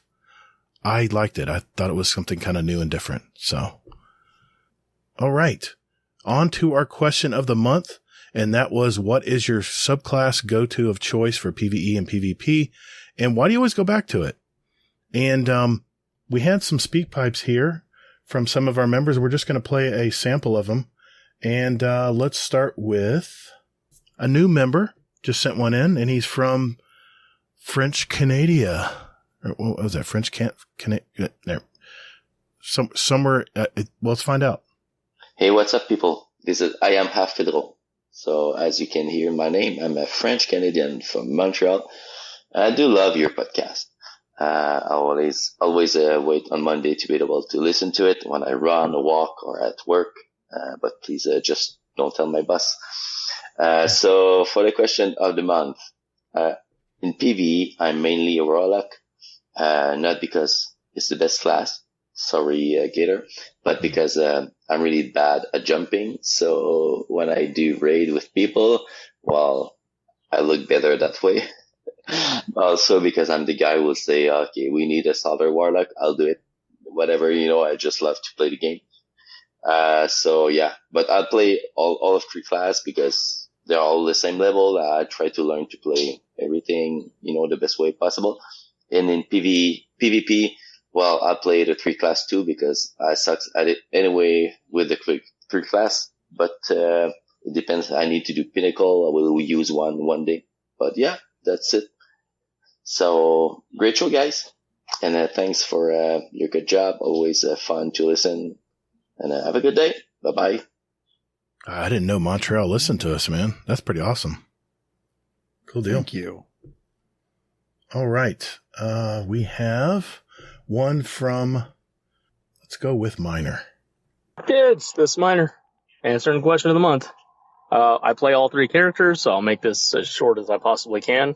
So, PvP, the Warlock is Strand, Titan is Void, and Hunter is Void. Why? Because the threadlings for the Warlock are pretty funny to watch as they chase somebody around a corner. Titan Void, if not for the bubble, I can throw up the barricade and it gives you an overshield. And then Hunter Void, I mean, come on, Invis Hunter is awesome. And then for PvE, Warlock is gotta be solar with the well and infinite grenades, pretty much, as long as you have the right setup. Their Strand is pretty fun to do also. For the Titan, it's usually Arc because of Thunder Crash in PvE. It's still pretty damn strong. And the Hunter, I like Solar, just because I have a pretty good build with the Trip Mine Grenade and the throwing knife that, I mean, almost every single time I throw one, the other one will come back. And if I run out of energy for either one, I just have to dodge and I get them back. So, there you go. Later, guys. Okay, thanks, Minor. We have one from NS Ripsaw. Hey, GDC, NS Ripsaw calling in with question of the month. My favorite class is Hunter for both PvP and PvE. All day, every day. I love the way their movement is, their jumps, their dodges, the rest of their abilities in their little toolkit, and just find it fun. Tried the other characters, and I just couldn't get on board. So that's about it. Short and sweet. Have a good one. Bye. Thanks, NS Ripsaw. Hope you're all doing well, man. Appreciate it. Let's go one more. I'm going to pick... Let's go with Nitro TJ. Hey guys, my answer to the question of the month is going to be split up in 30 parts because I can't just choose one out of all 3 classes. I'm going to have to give you one per class. So, starting off with Hunter. Now, in D2, I have never really liked any of the supers. I wish I could say I did. But my all-time favorite for Hunter Super was Blade Dancer. It was by far the best Hunter Super of all time. In the way the playstyle fit with me is something that was just amazing. I so wish they would bring it back. Alright, moving on. Warlock. Gotta go Voidlock. I mean, dude, you can demolish some crap in Voidlock. It is insane. You just can't go wrong. You literally can wipe out an entire group of yellow bars and red bars with just a grenade and then shooting a Void SMG, and it just destroys everything. Moving on to Titan. Dude, I can't go wrong with the Arc Titan. And I'm not talking Thunder Crash. I'm talking just normal Fist of Havoc, Insurmountable Skull Ford, shoulder charge build. By far my favorite thing to ever play on Titan. Because you can go into a Vanguard Op Strike and just let loose. Because each time you get a shoulder charge kill, Insurmountable Skull Ford instantly gives it back to you. It is nasty. I love it. So, that would be my answer to the question of the month. See y'all guys next month. Thanks, Nitro TJ. Appreciate it. We have a few more. We have a few more left here, Hazel. But why don't we play those next week? And next week we'll announce our new question for the month for May. So let's do a drawing here. I have 15 entries from our Discord, and I have 12 entries from our Speak Pipes. And Mr. Trash Panda, their fate is in your hands. Who's going to win the $25 Amazon gift card, sir? I need a number from 1 to 27. I'm a Carolina boy, so I'm going to call on the spirit of Dale and go with number 3. Number 3 that is a Discord answer. And that is from a new member, Sangren. and I'll read his question, his answer here real quick. For my PvE all-time favorite build to run is Arc Assassin's Cowl build. I feel like I destroy massive amounts of enemies. It's very fast-paced. You jolt, blind, and stun everything, champions included.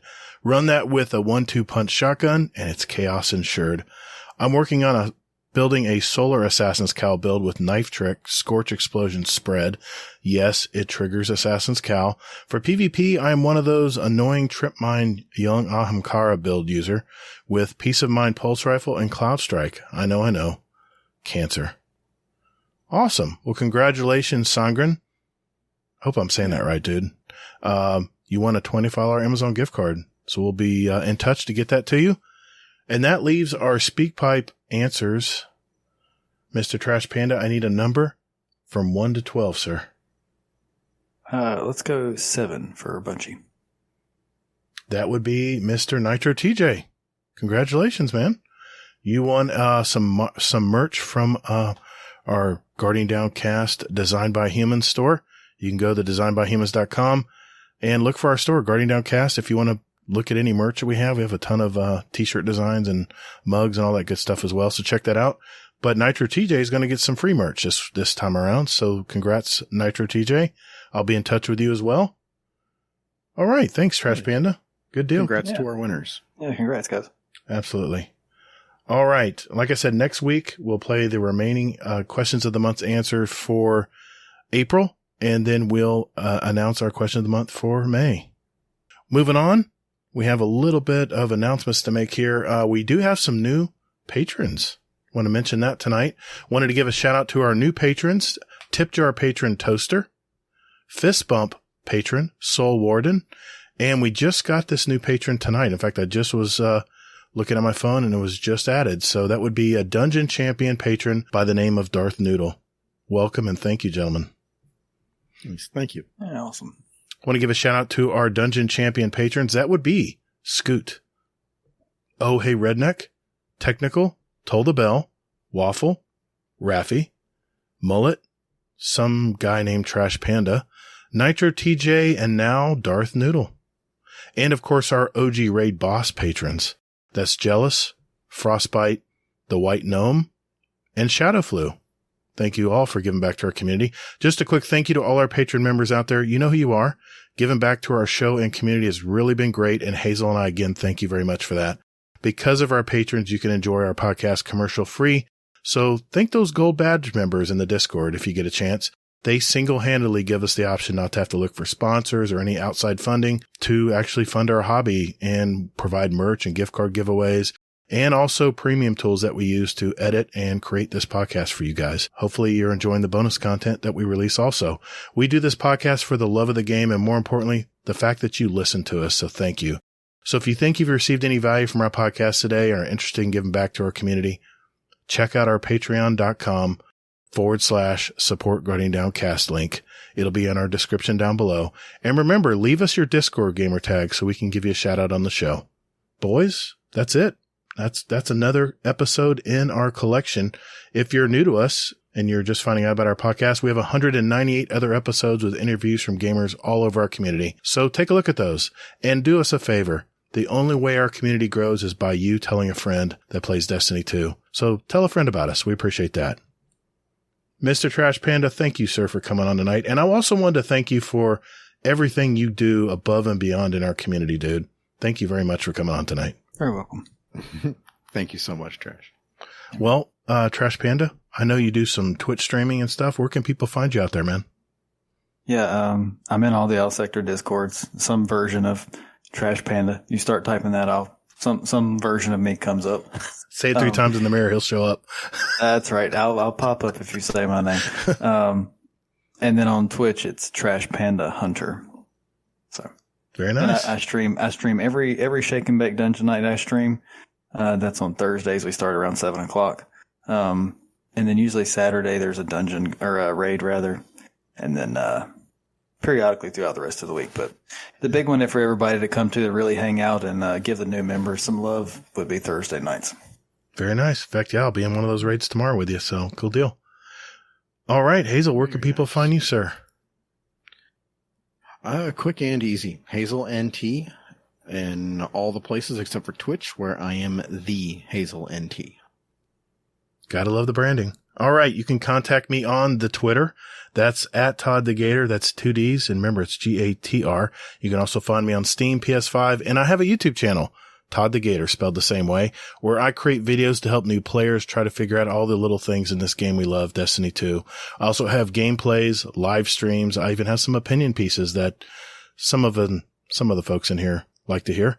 I have a podcast also called the Destiny Help Desk. It does the very same thing, but in an audio format.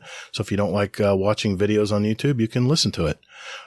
Keep in mind also that this show, the one you're listening to right now, post on my YouTube channel as well. So you can either click on the podcast tab on my channel or just look for the Guardian Downcast podcast playlist.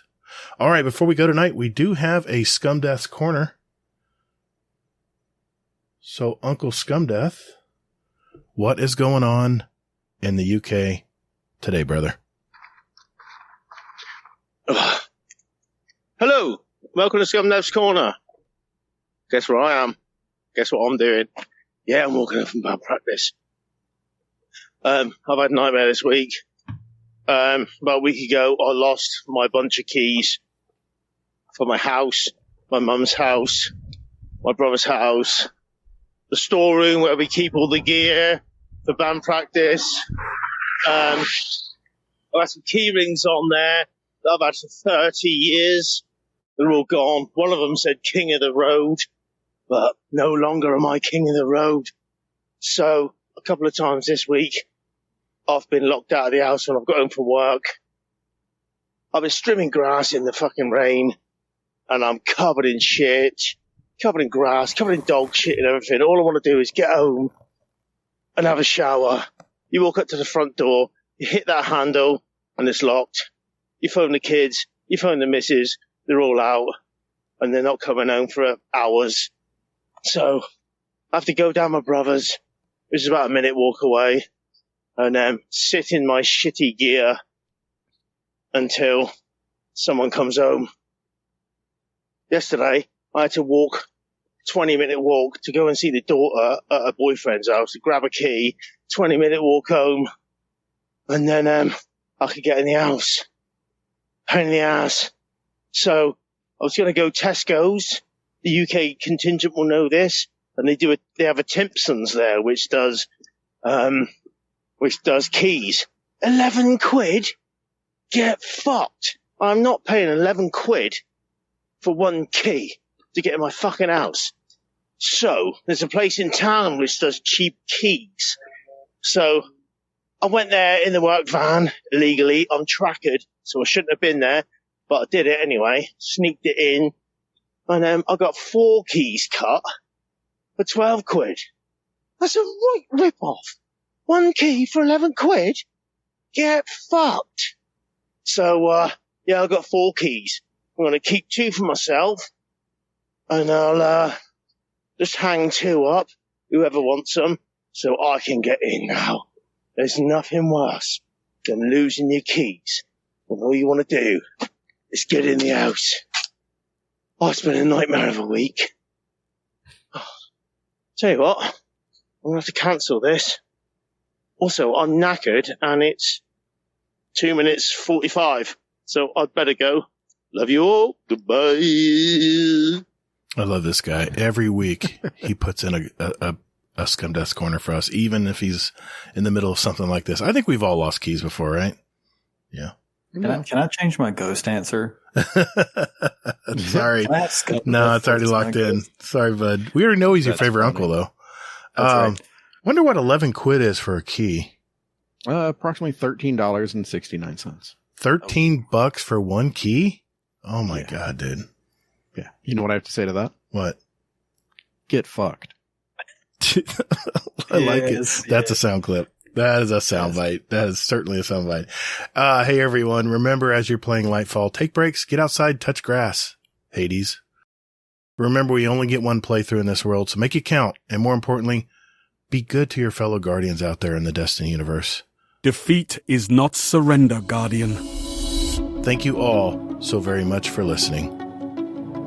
And later, Guardian. Get toddled. Take him back, baby. Man comes prepared. Hell yeah.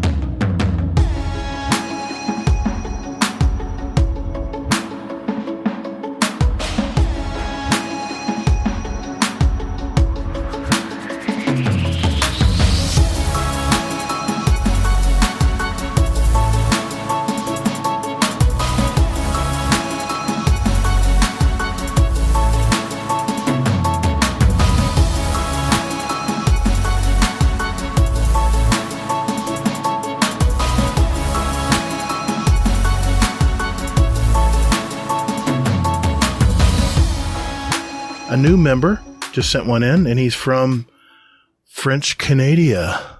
Or what was that? French there. Somewhere. Let's find out. Titans get nerfed again. What is everybody complaining about? We all love champions. We want more of them in every aspect of the game. I hope Hades didn't wreck when I said that.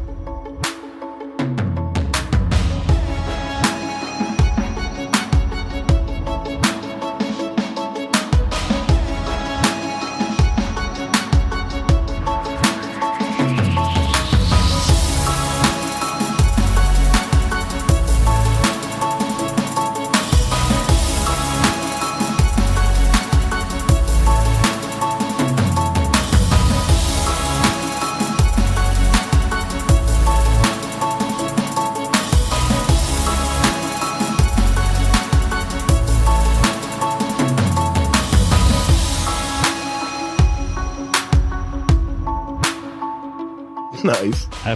I've touched ass before while I was gaming. Did you touch it? No, touch grass, not ass. No, that's what Hazel does. Touch ass? Oh, God.